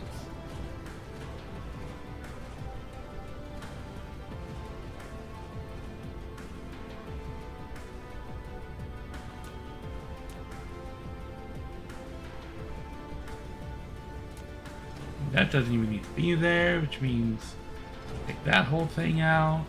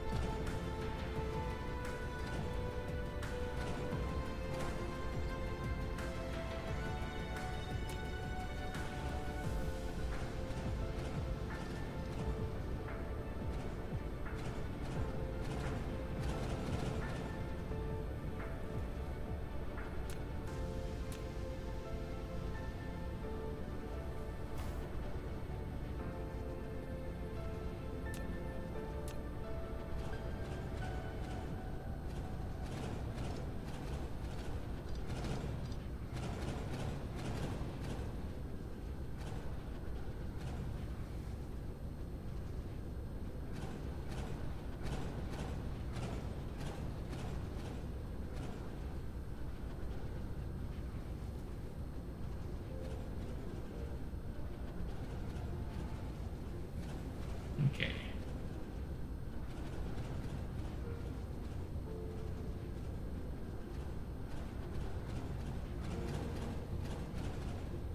Man.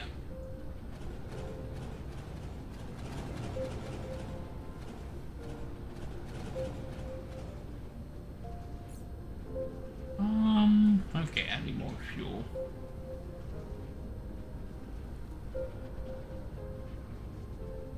You know what? How?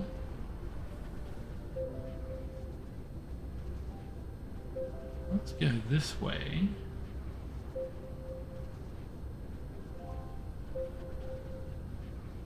I'm lost. Where is it?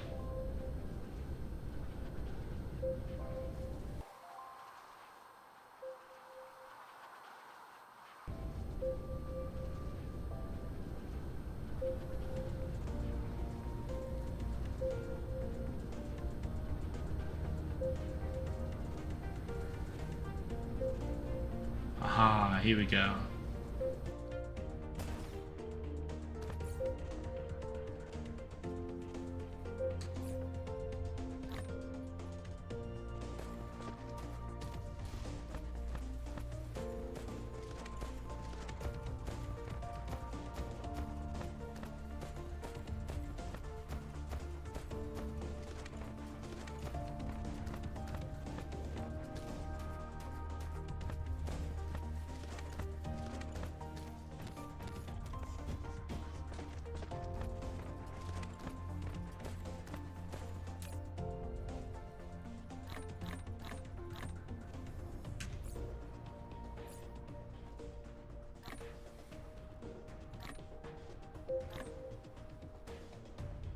What about that? What would that do? Deuterium Flight mode. as my power source.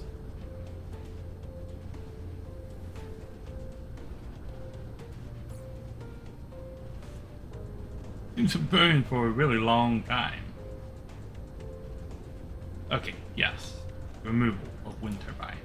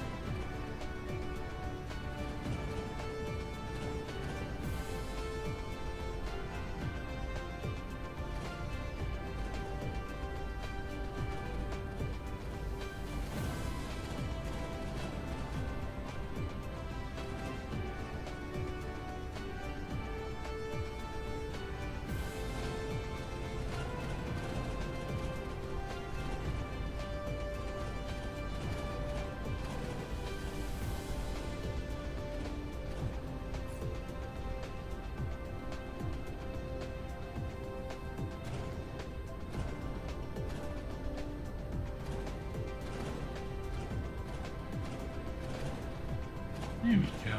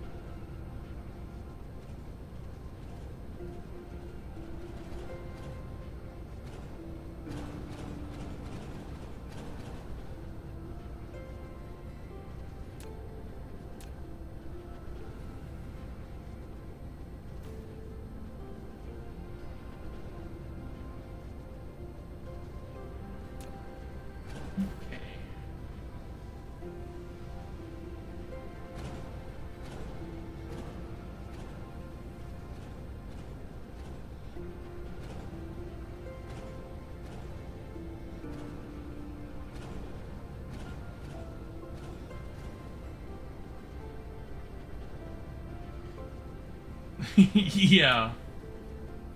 The music gets really heroic sometimes.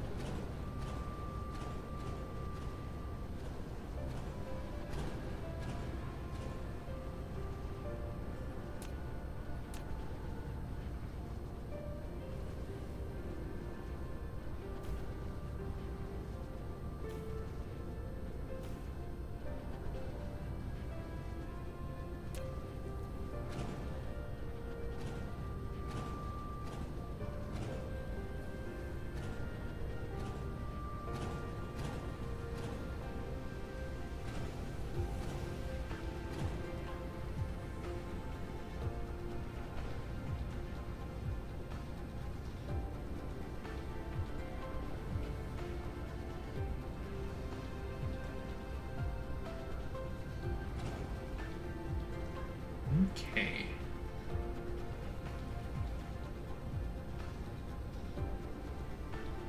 Oh, here we go.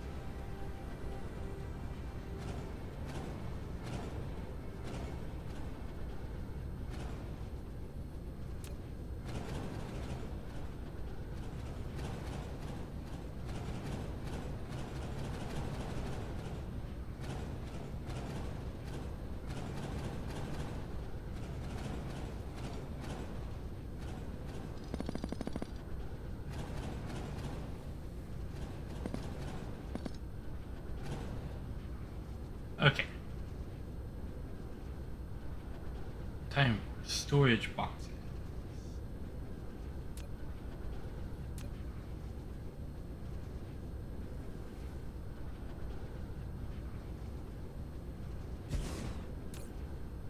Okay, let's sort up and put this in there and this in there.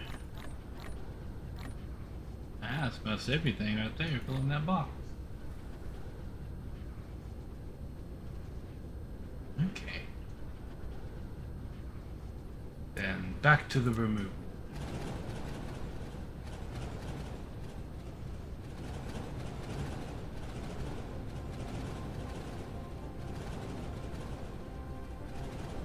The Dark Box seems content to let me stay on the 2 planets that I've annexed.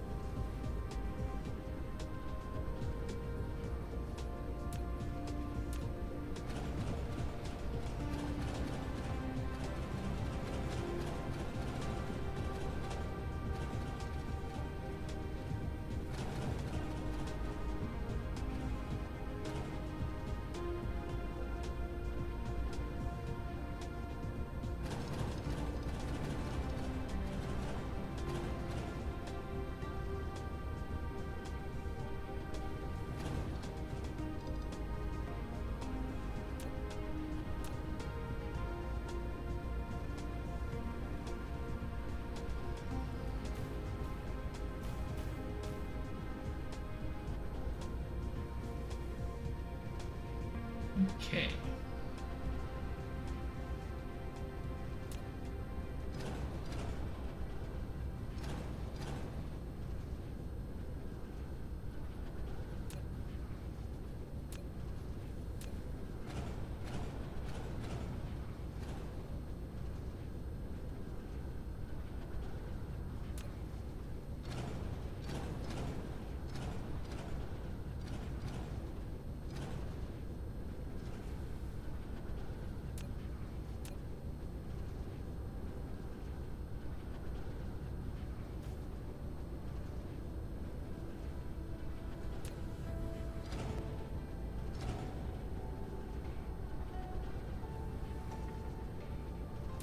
You contain. You're maxed out.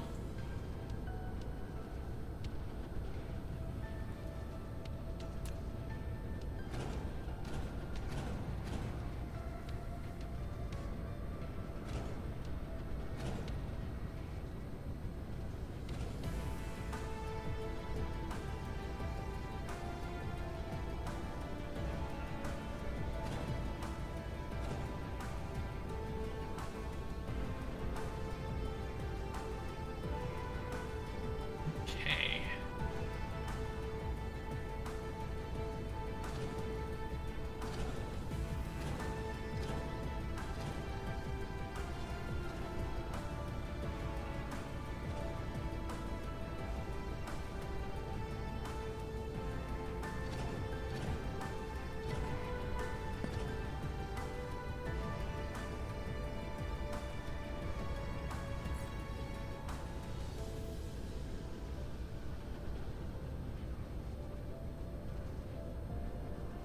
Well, we're getting things cleaned up a lot. Did I put those on this side or the other side?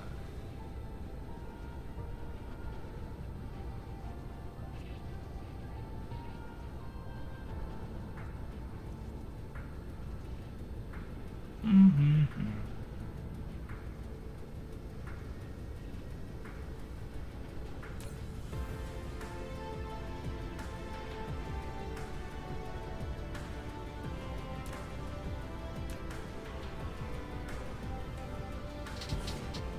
Oh, there's a lot of features that I think the game would greatly benefit from. Any of like the little myriad of small improvements that I've mentioned would be great.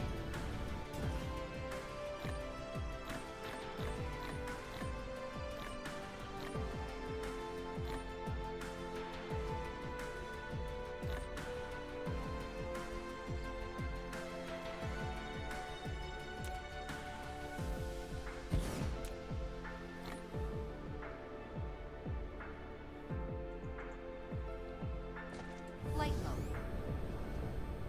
Back out.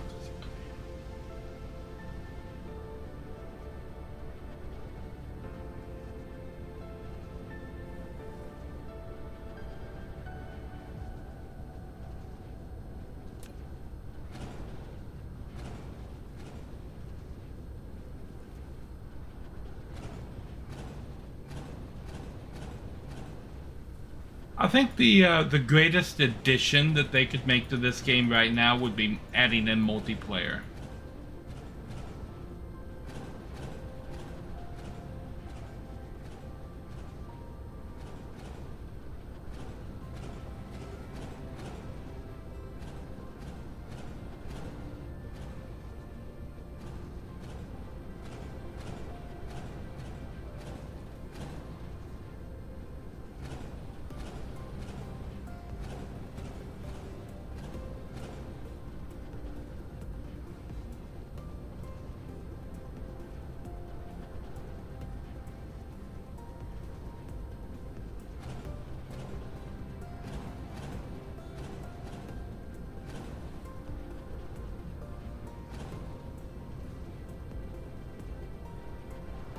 Yeah, I know they've said it's not on their radar, and frankly, that's a foolish decision.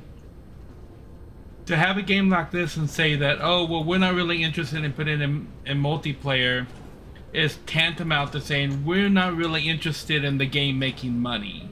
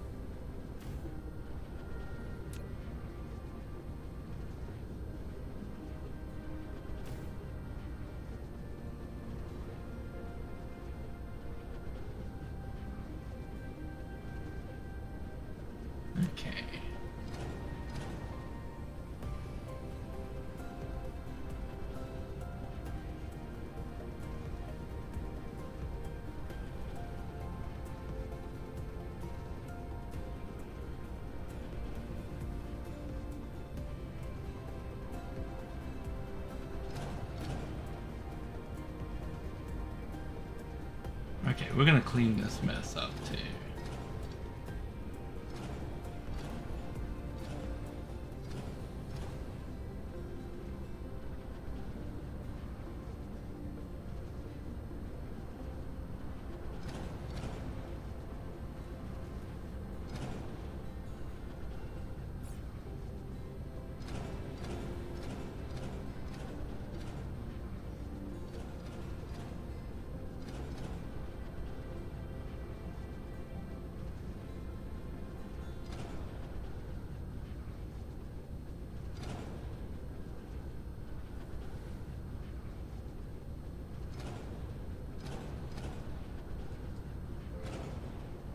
Oh, little wind turbines up here.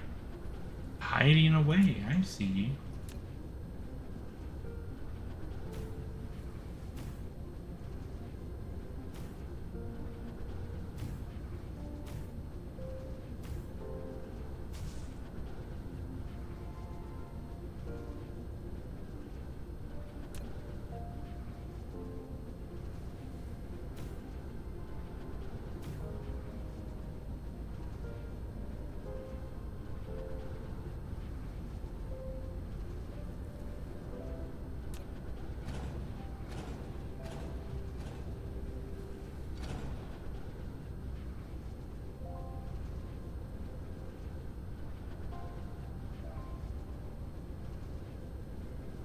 Oh yeah, this is where I was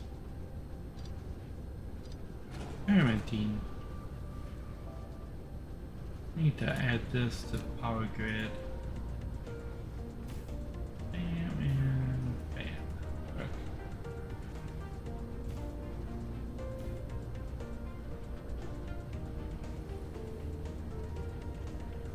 I mean, it's not untrue. You have to realize when you're playing in the minority versus the number of players that are out there in the world. A lot of people only play multiplayer games because they're looking for experiences with their friends. Adding multiplayer into a game like this would not be a terribly difficult thing to do, even with all the computations that are happening within the game. Because those computations can be moved server-side or just on the host's game, like they are in so many other games. Not putting multiplayer in a game like this just shows that the devs don't understand the market that they're playing in. Because every game like this, once it has added in multiplayer, has dramatically expanded its player base.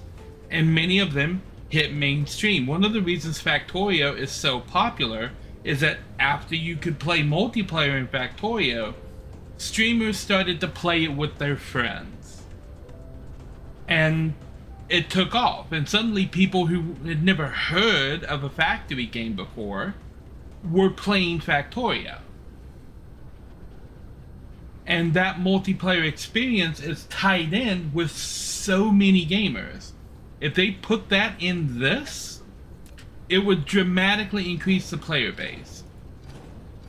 Because I know VTubers, for example, that would jump at the chance to play this game and would get perms to play it if it had multiplayer. And so the first time that you get someone who has 1 million subscribers playing your game, you become a success overnight in that category. Because their audience does buy the games that they play in order to play with their streamers.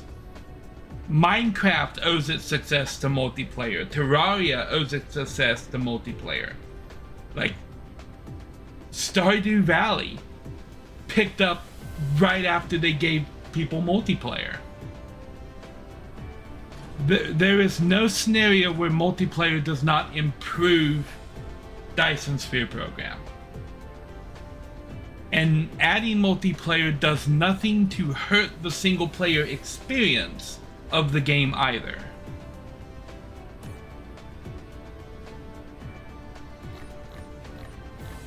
I didn't mean to do that. I don't want that back. I want this back, I want this back, I want this back. Don't want these back. Don't want these. There we go.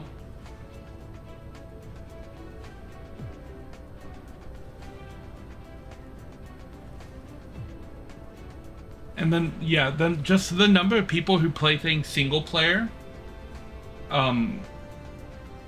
online, like streamers, is actually very low.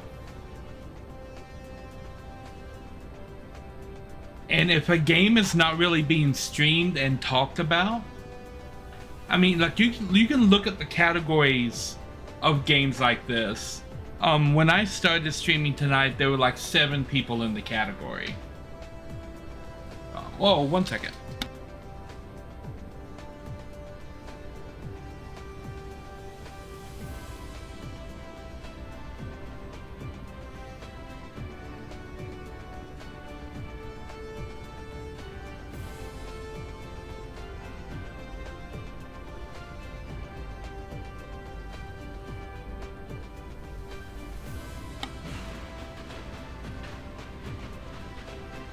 So yeah, if I had to pick one thing that I think would be a great addition to the game, it would be multiplayer.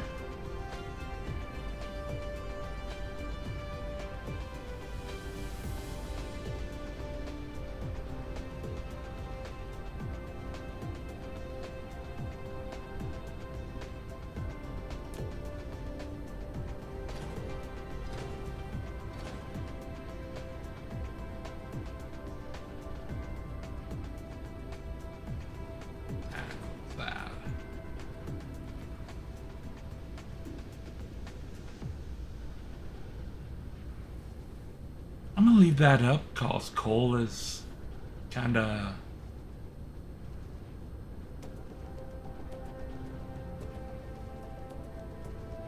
hurting in a lot of places in the factory right now. Power going back to that.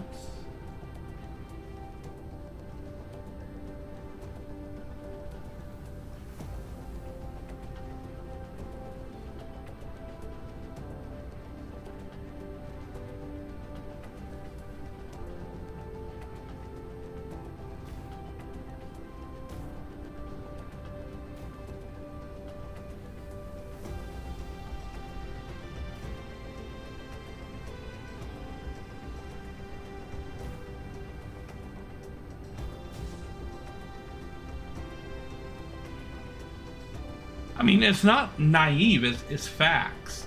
Multiplayer, the idea of multiplayer and multiplayer communities is what keeps games alive. It's what has brought back so many single-player games from extinction is multiplayer. The reason that people still play The Legend of Zelda and in the numbers that they do is because of the randomizer and people having races against each other. Like the reason Super Metroid is still such a big thing is because people have put multiplayer into it. Multiplayer keeps games alive. And if the developers kill the animals, yeah, you gotta save the frame. The developers should care enough about the game to put that feature in the game. Because it will make them money. Like, that's been proven. We've seen it time and time again with games like this. That their sales go up. A multiplayer... Okay, we gotta hear this. I gotta hear your idea for a multiplayer mode for Super Metroid. That's a game I feel like I want to speedrun, but I know how difficult it is to speedrun that game. I mean, why am I not stacking this box up so that it can hold a lot more deuterium? Why is that not a thing? Go, get your deuterium and stack it in the box. Yeah, Super Metroid is a game that I feel like I want to try and speedrun until I remember how difficult it is to speedrun. Oh my gosh, the game is just... It's an execution nightmare.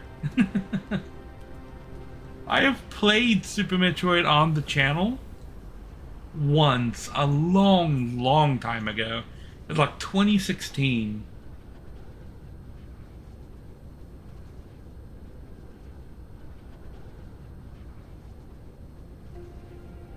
Simul boss percent.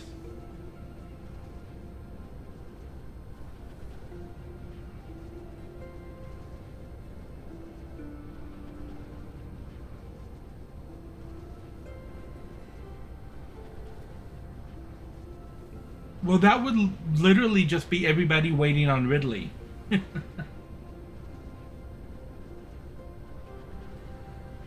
Because the category percentage will last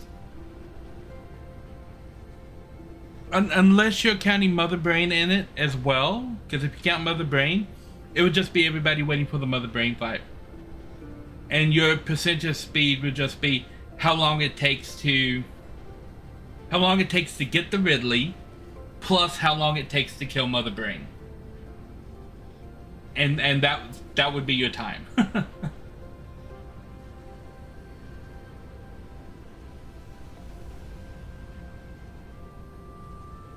Just Ridley?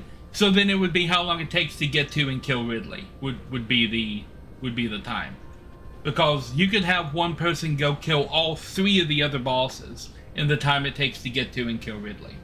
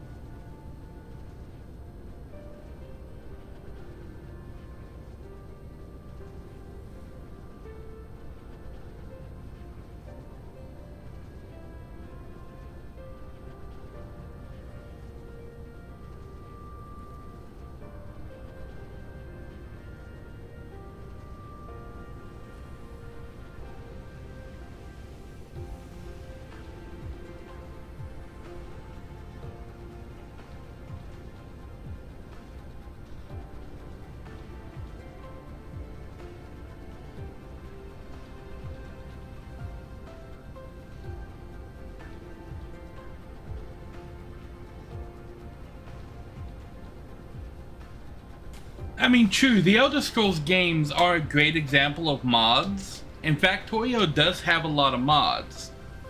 But the Factorio devs took that into account, and they hired the best modder that was making mods onto their dev team. He works for the company now. The guy who built the Space Age mod works for Factorio as a developer. So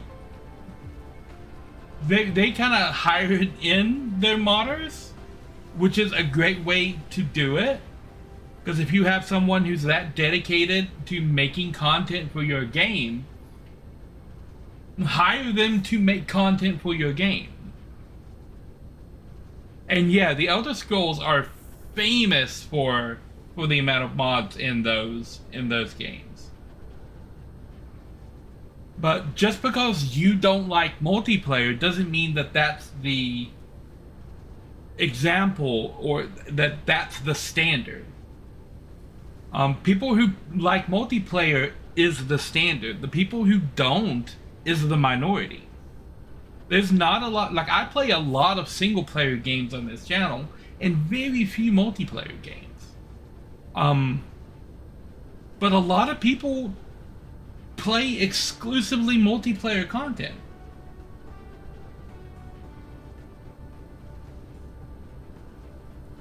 Yeah, getting to Ridley doesn't take that long, but it takes longer to get to Ridley than it does to get to Kraid. What's the boss of Meridia? Dragoon or Phantoon. Not Dragoon, it's something else. Dragon, that's it. Dragon. It takes longer to get to Ridley than it does to take to get to any of the others. And Ridley is easily a lot longer to kill than any of the others, just because he has the most health. And there are certain, like, you have to have, in order to do a hell run to hit Ridley, like, you have to have 3 energy tanks at least. You have to have charged plasma. Yeah, I've seen a lot of people like that say, "Oh, I'm a variety streamer. I play 2 games." I'm like, that's not a variety. That's a toggle.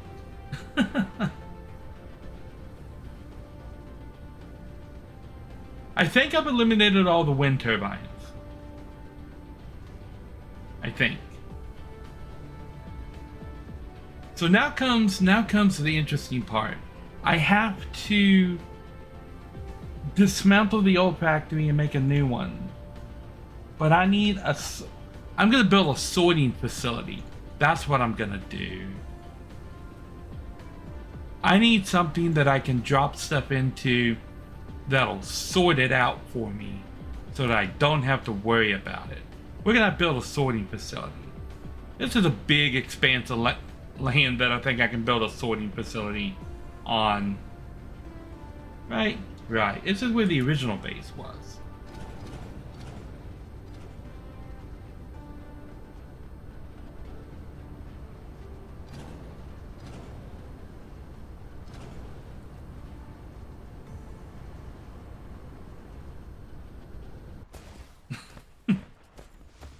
True.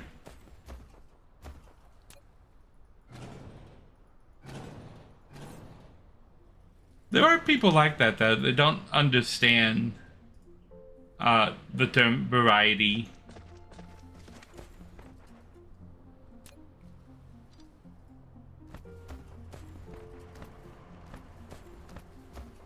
Okay, let's fill in some holes here.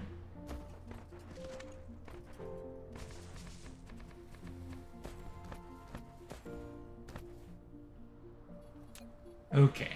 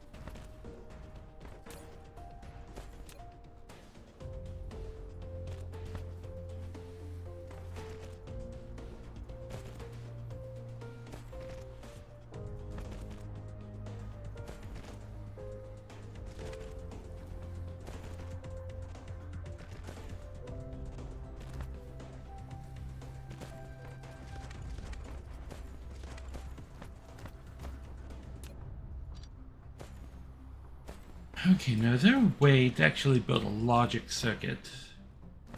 Only one output.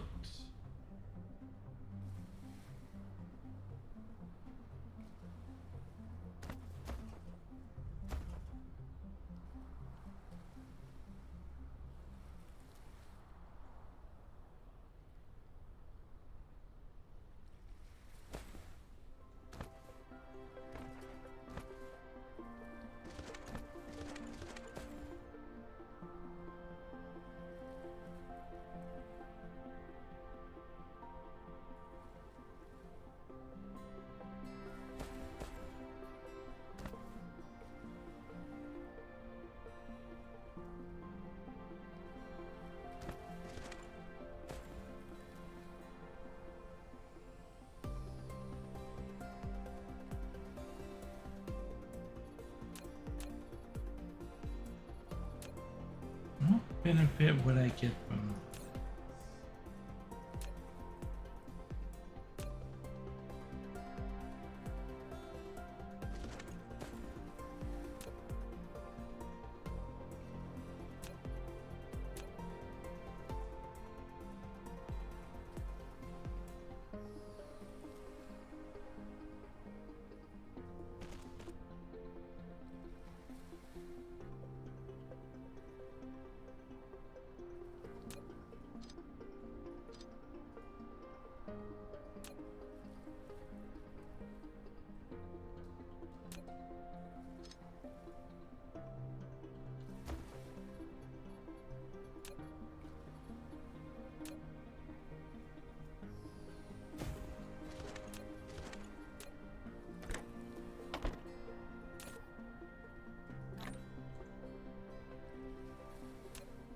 Right, I need power.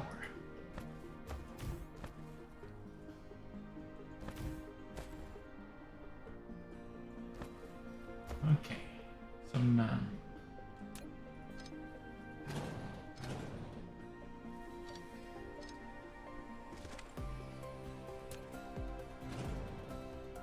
hmm.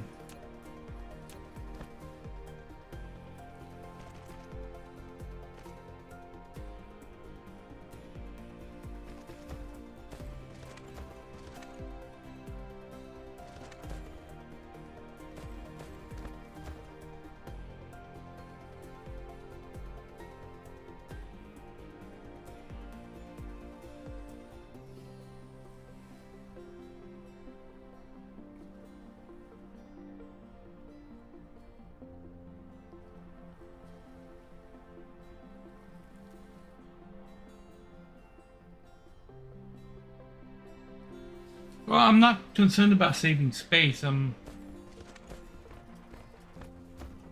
Because that doesn't matter. I have plenty of space right here. The problem I'm trying to figure out if there's a way that I can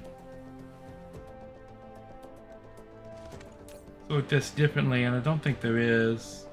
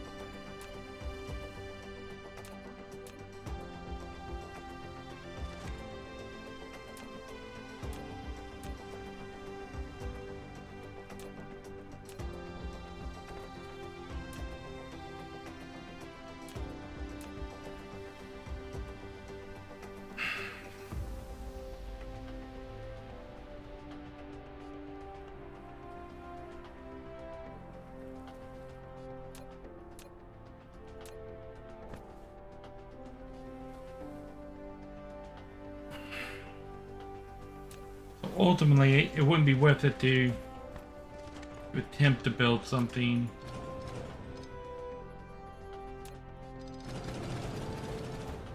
You'd get off better doing it manually.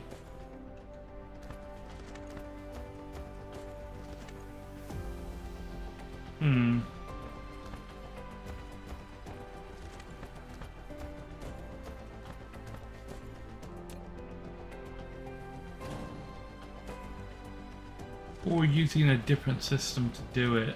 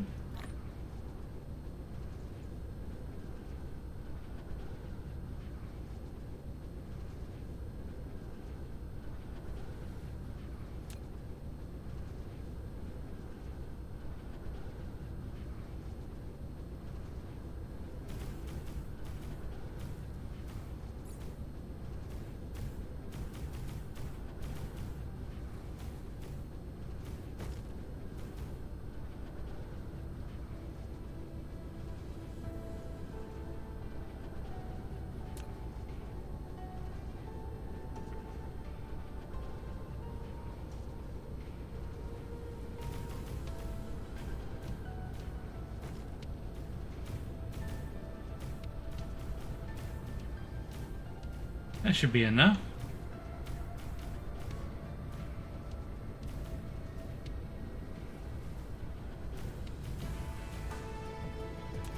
And 80 of those.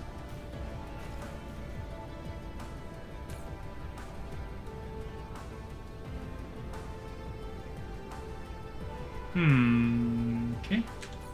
What do I need to make them? Plasma exciter, processors, and steel. I have plasma exciter over here.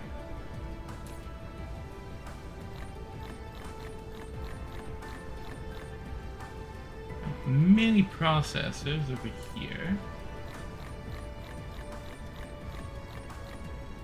And what else do I need? I need iron. A lot of iron over here.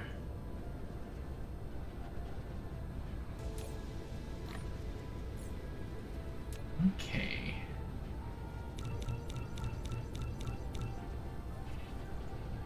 So, I need 80 of those. And I'm going to need a whole lot of drones.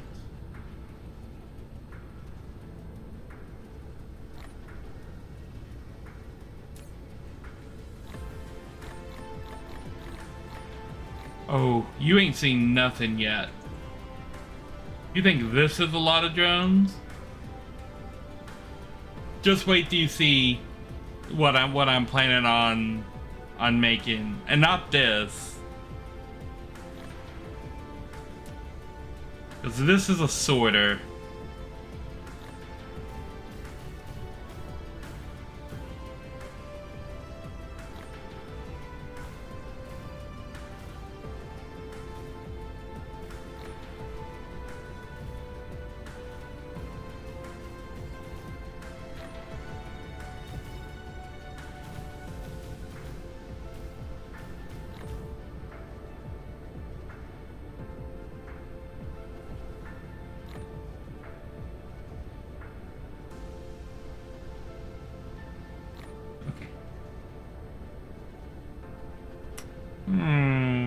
Okay, I see an issue.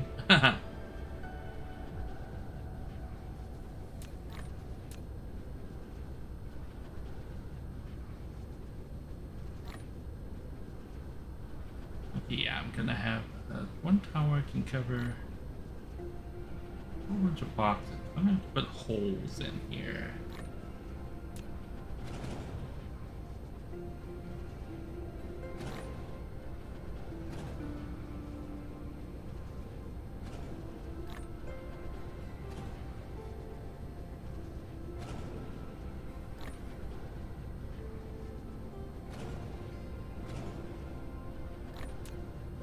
Insufficient materials.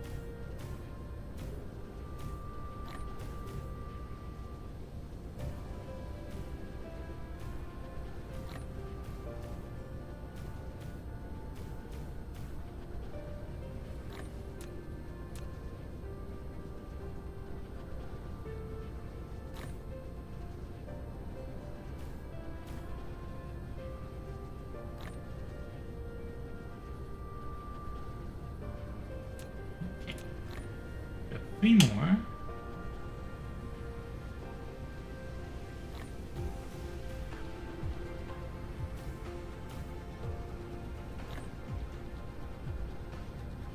Okay.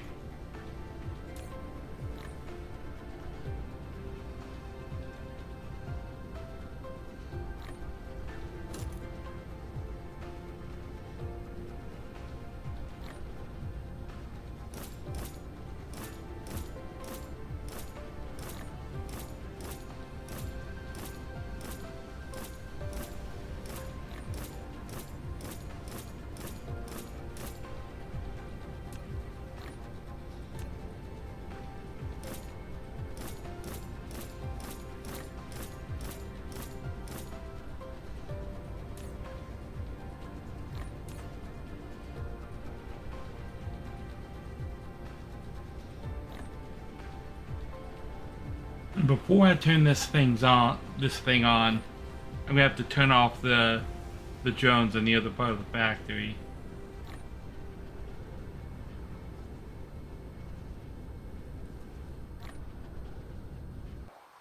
I think I'm sufficiently far enough away from that they're not going to come over here.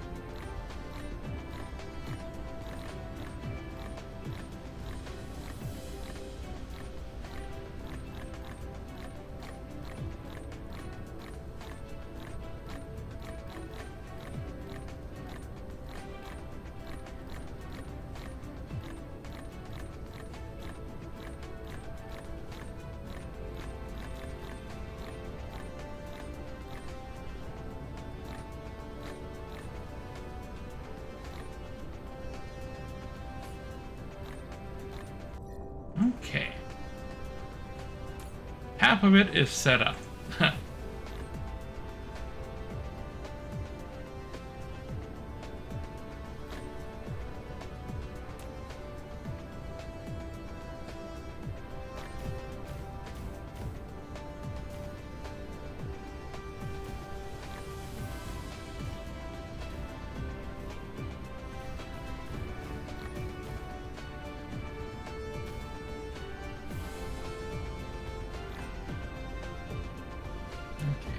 Power right here. Replication complete. Did I miscalculate? How did I miscalculate?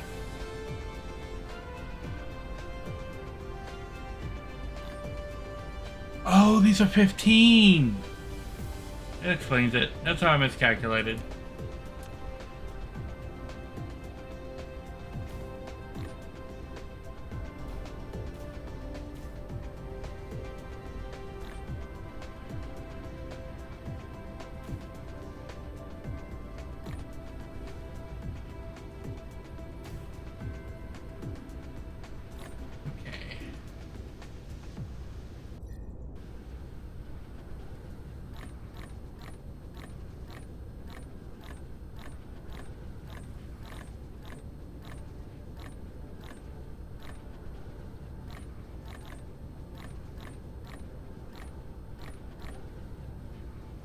Replication complete.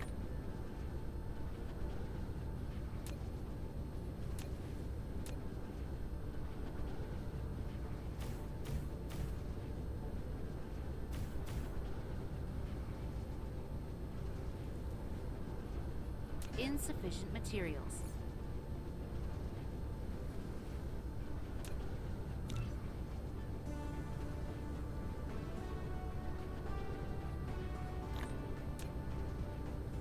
Okay, there we go.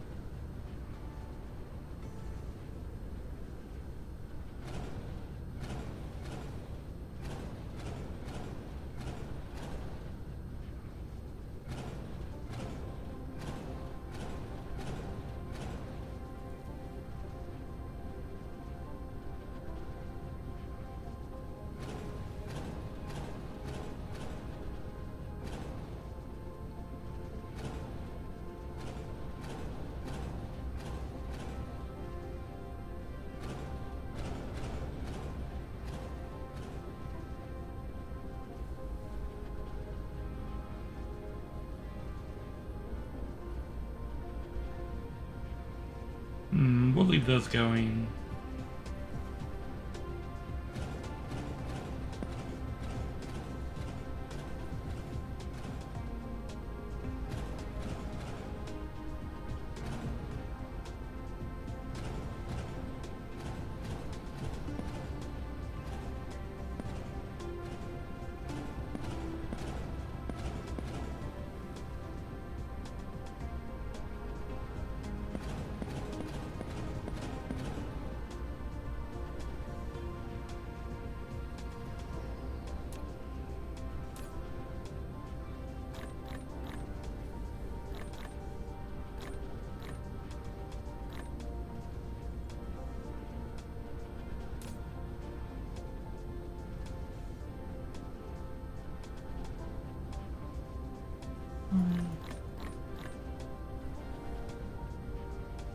That works.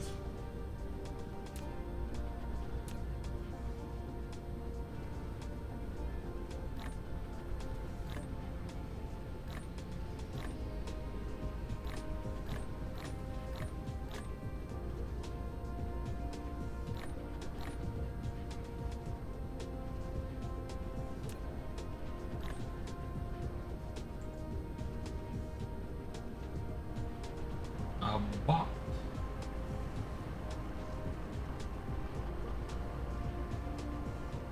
And the bot. Okay. Mineral depleted.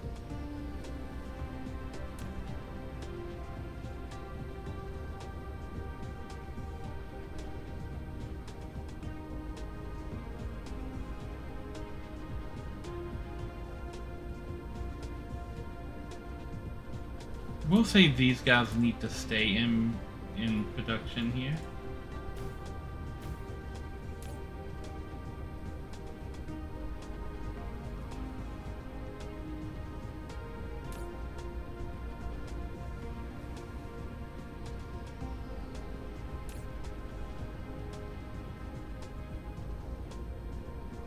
We'll leave those guys going.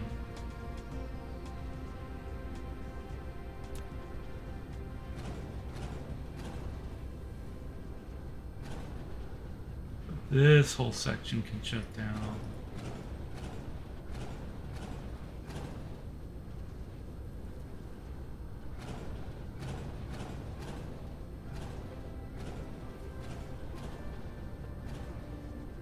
Practically shut down anyway.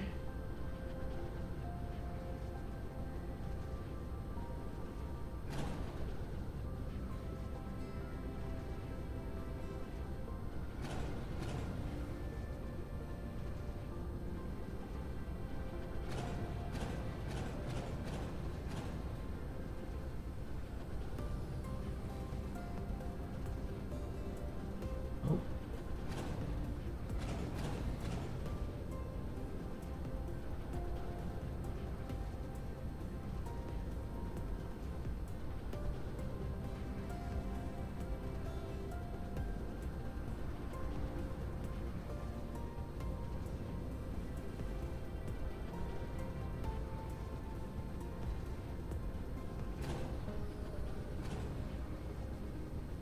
There we go.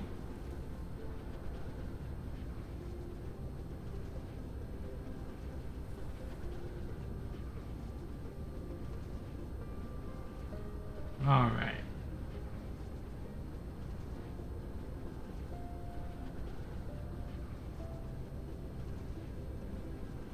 Ah, over here. Yes.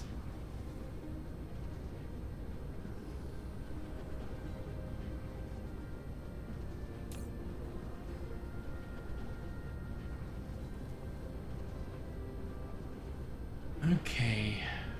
Gonna skip the ores and the liquids.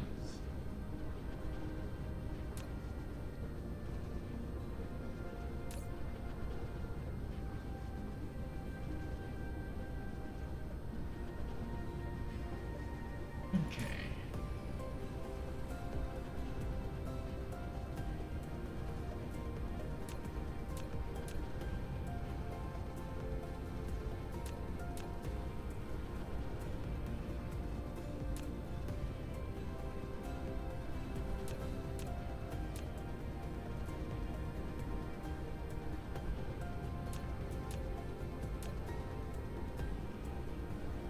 Okay. I'm not going to have any of that with sorting. We are going to have these.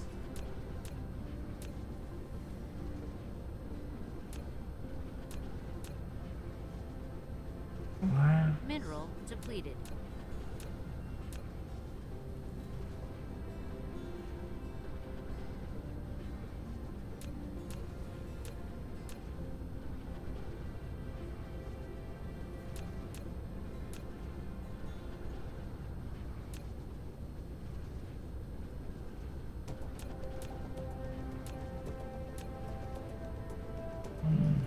Plus 4 units.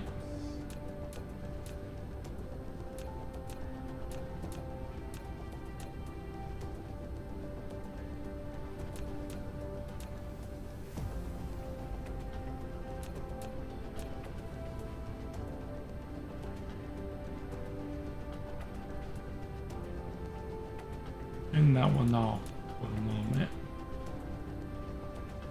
That one on, but turn that one off for the moment.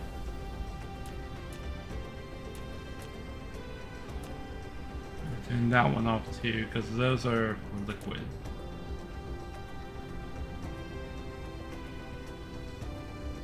Copper bullets.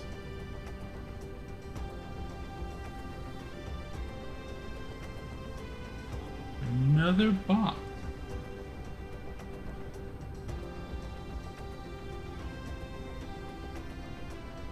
Super box.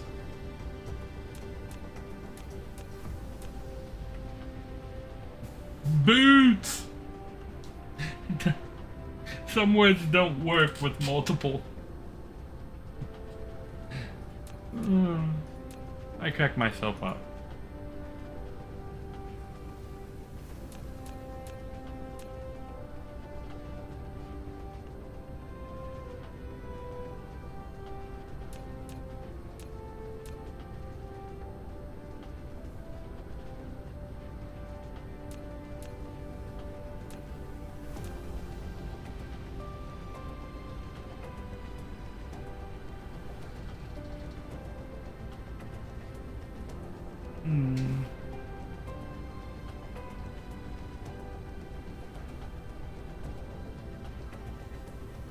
Okay, I have an idea of how.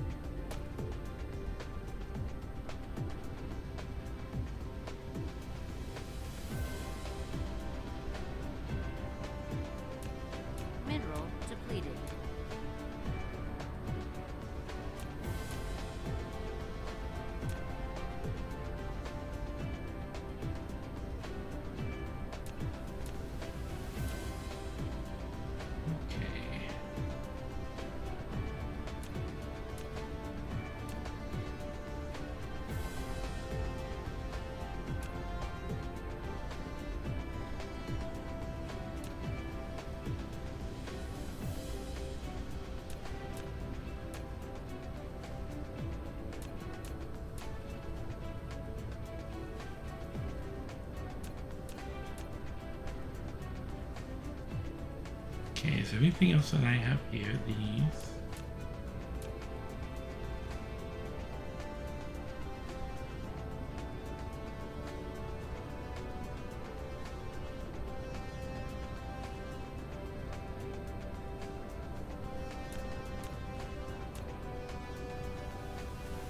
Okay.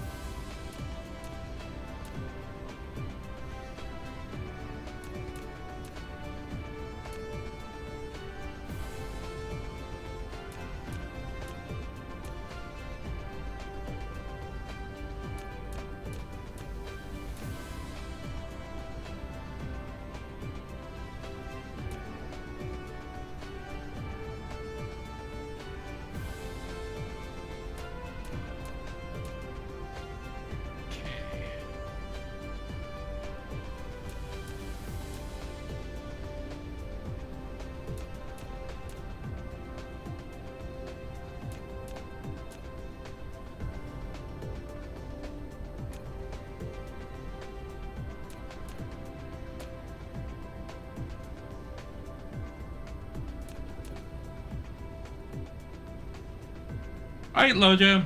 Have a good night.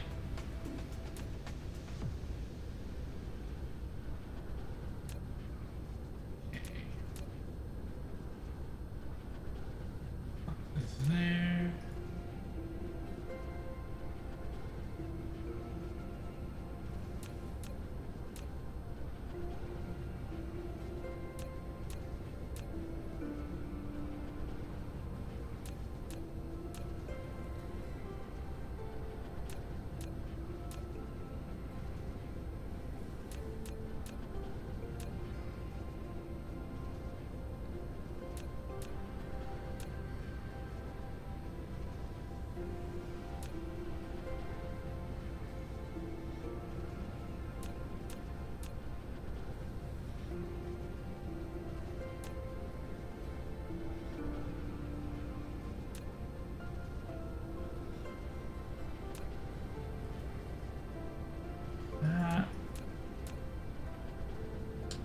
That one.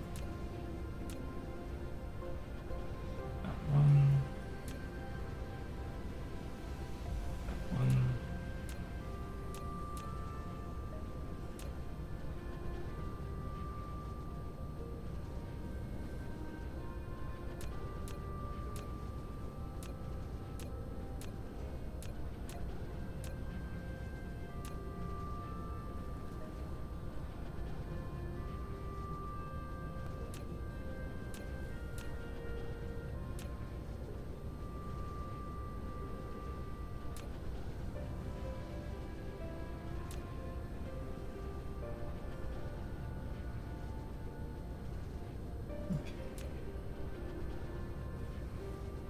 Yeah. Yeah.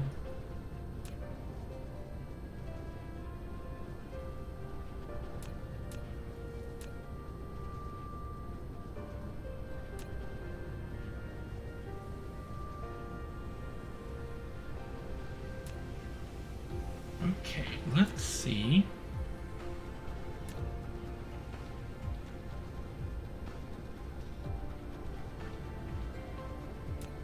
If I can do it this way or if I have to do it the other way.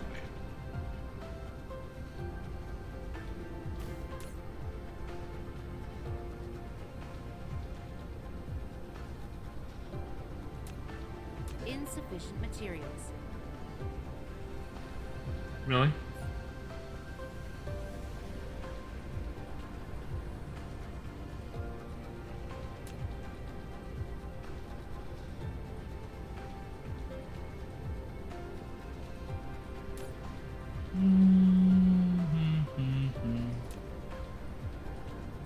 I'm gonna put that. Oh, here it is.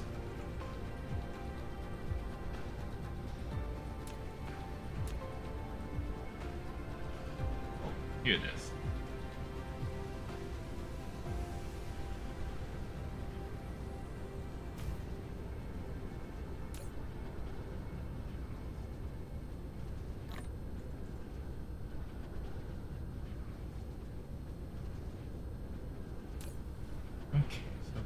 multiple things in here.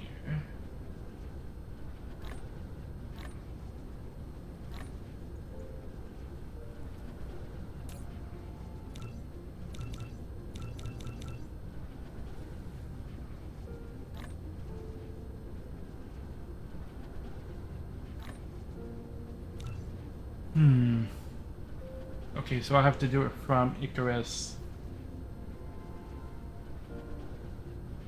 Not being able to pull multiple items out of one box without setting a thing is another feature that I would like to have.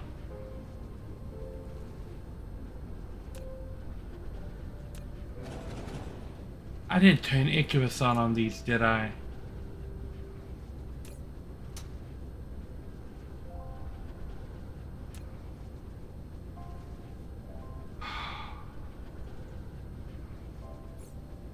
Well, that's gonna be a thing I have to... Okay, well... a row at a time, I guess.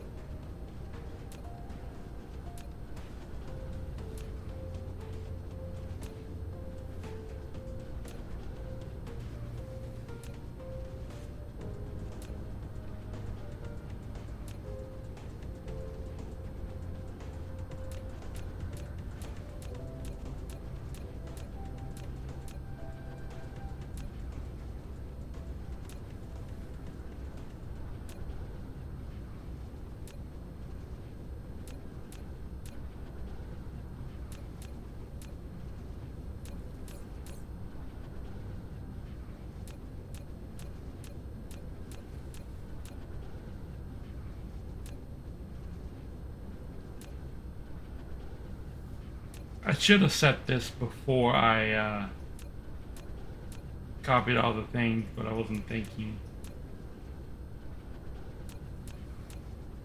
I was not thinking properly.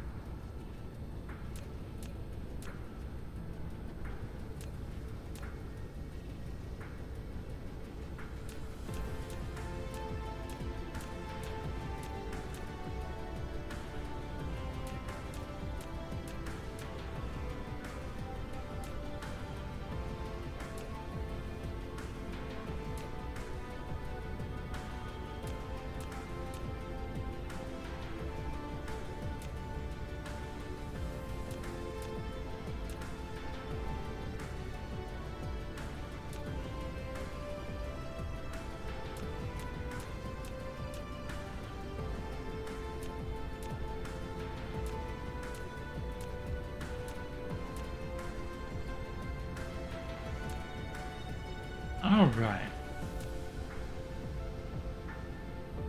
So now, I should be able to use this to sort my inventory by doing this.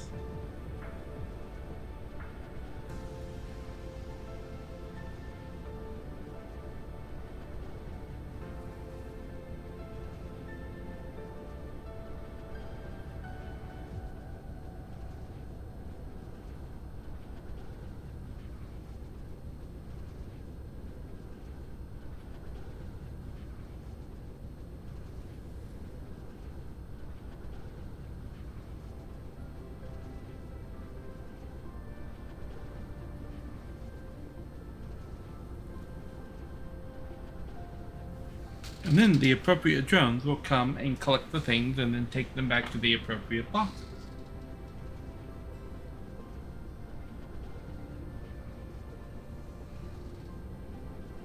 So seeing as this is going to be very much me just like going over here and just grabbing down all kinds of things out of the boxes.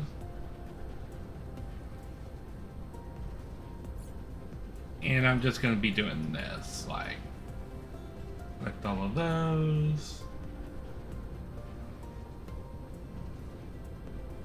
Collect all of those.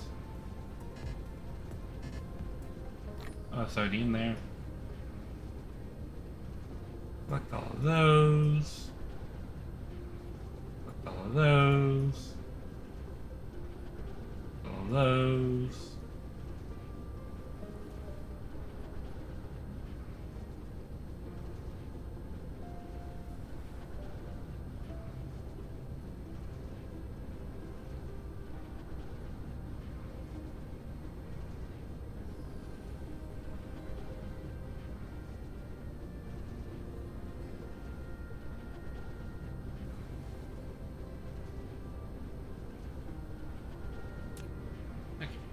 Let me just have drones come in and collecting the things and sorting them out. And all I have to do is wait for my inventory to be empty of one particular item. Like, I don't have any more of these guys in there, so we'll put this guy in there.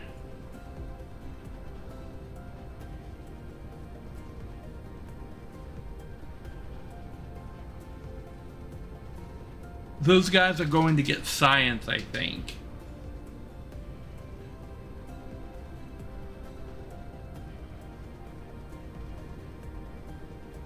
So the idea is I'm going to take everything out of those boxes over there and then just bring them over here and sort them and tear down that whole factory right there.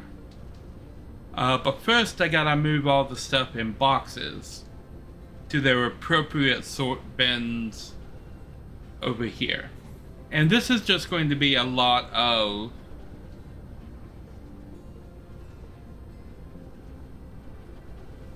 I need to follow these guys and see where they're going.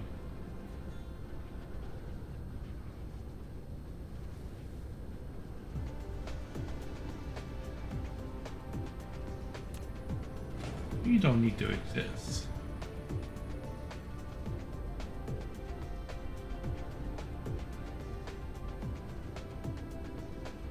And these guys are coming back for me. Back to 3.0 or 4.0? I guess you could call it 3.0. Cause this is where I was when I left the last world.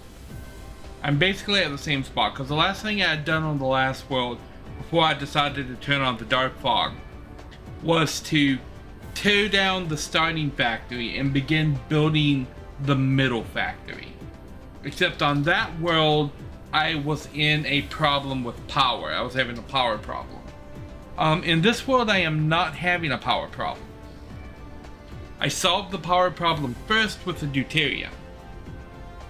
So now I'm in the place where I was before, where I'm just tearing down the old factory and about to build the new one. So what I'm going to do tonight off stream is I'm going to empty. I got all these boxes over here with stuff in them, I'm going to empty out all of those boxes, everything in the factory, and effectively shut this down and put all of that stuff into storage right here. And then tomorrow on the late night Factorio stream, we're going to tear down this factory and build the new one.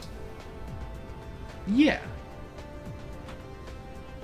So with that being said, and this being the only thing that's going to be happening, did I put this as, yeah. Be picking these up. That's where I'm gonna end the stream for today. For tonight, for the second time. I will be back tomorrow at around 2 o'clock in the afternoon playing Assassin's Creed 2.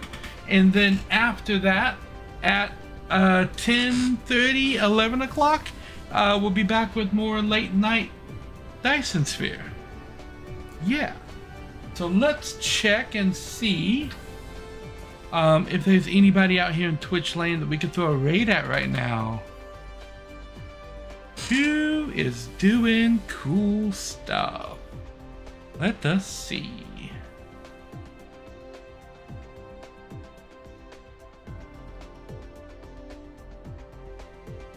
Hum. Who's playing Dyson Sphere?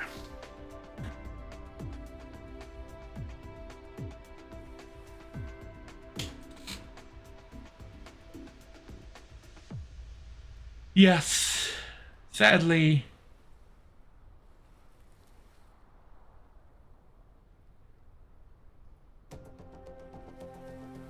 nobody in my category is streaming anything. I mean, that I know them personally. That one work? No, that one won't work. Okay.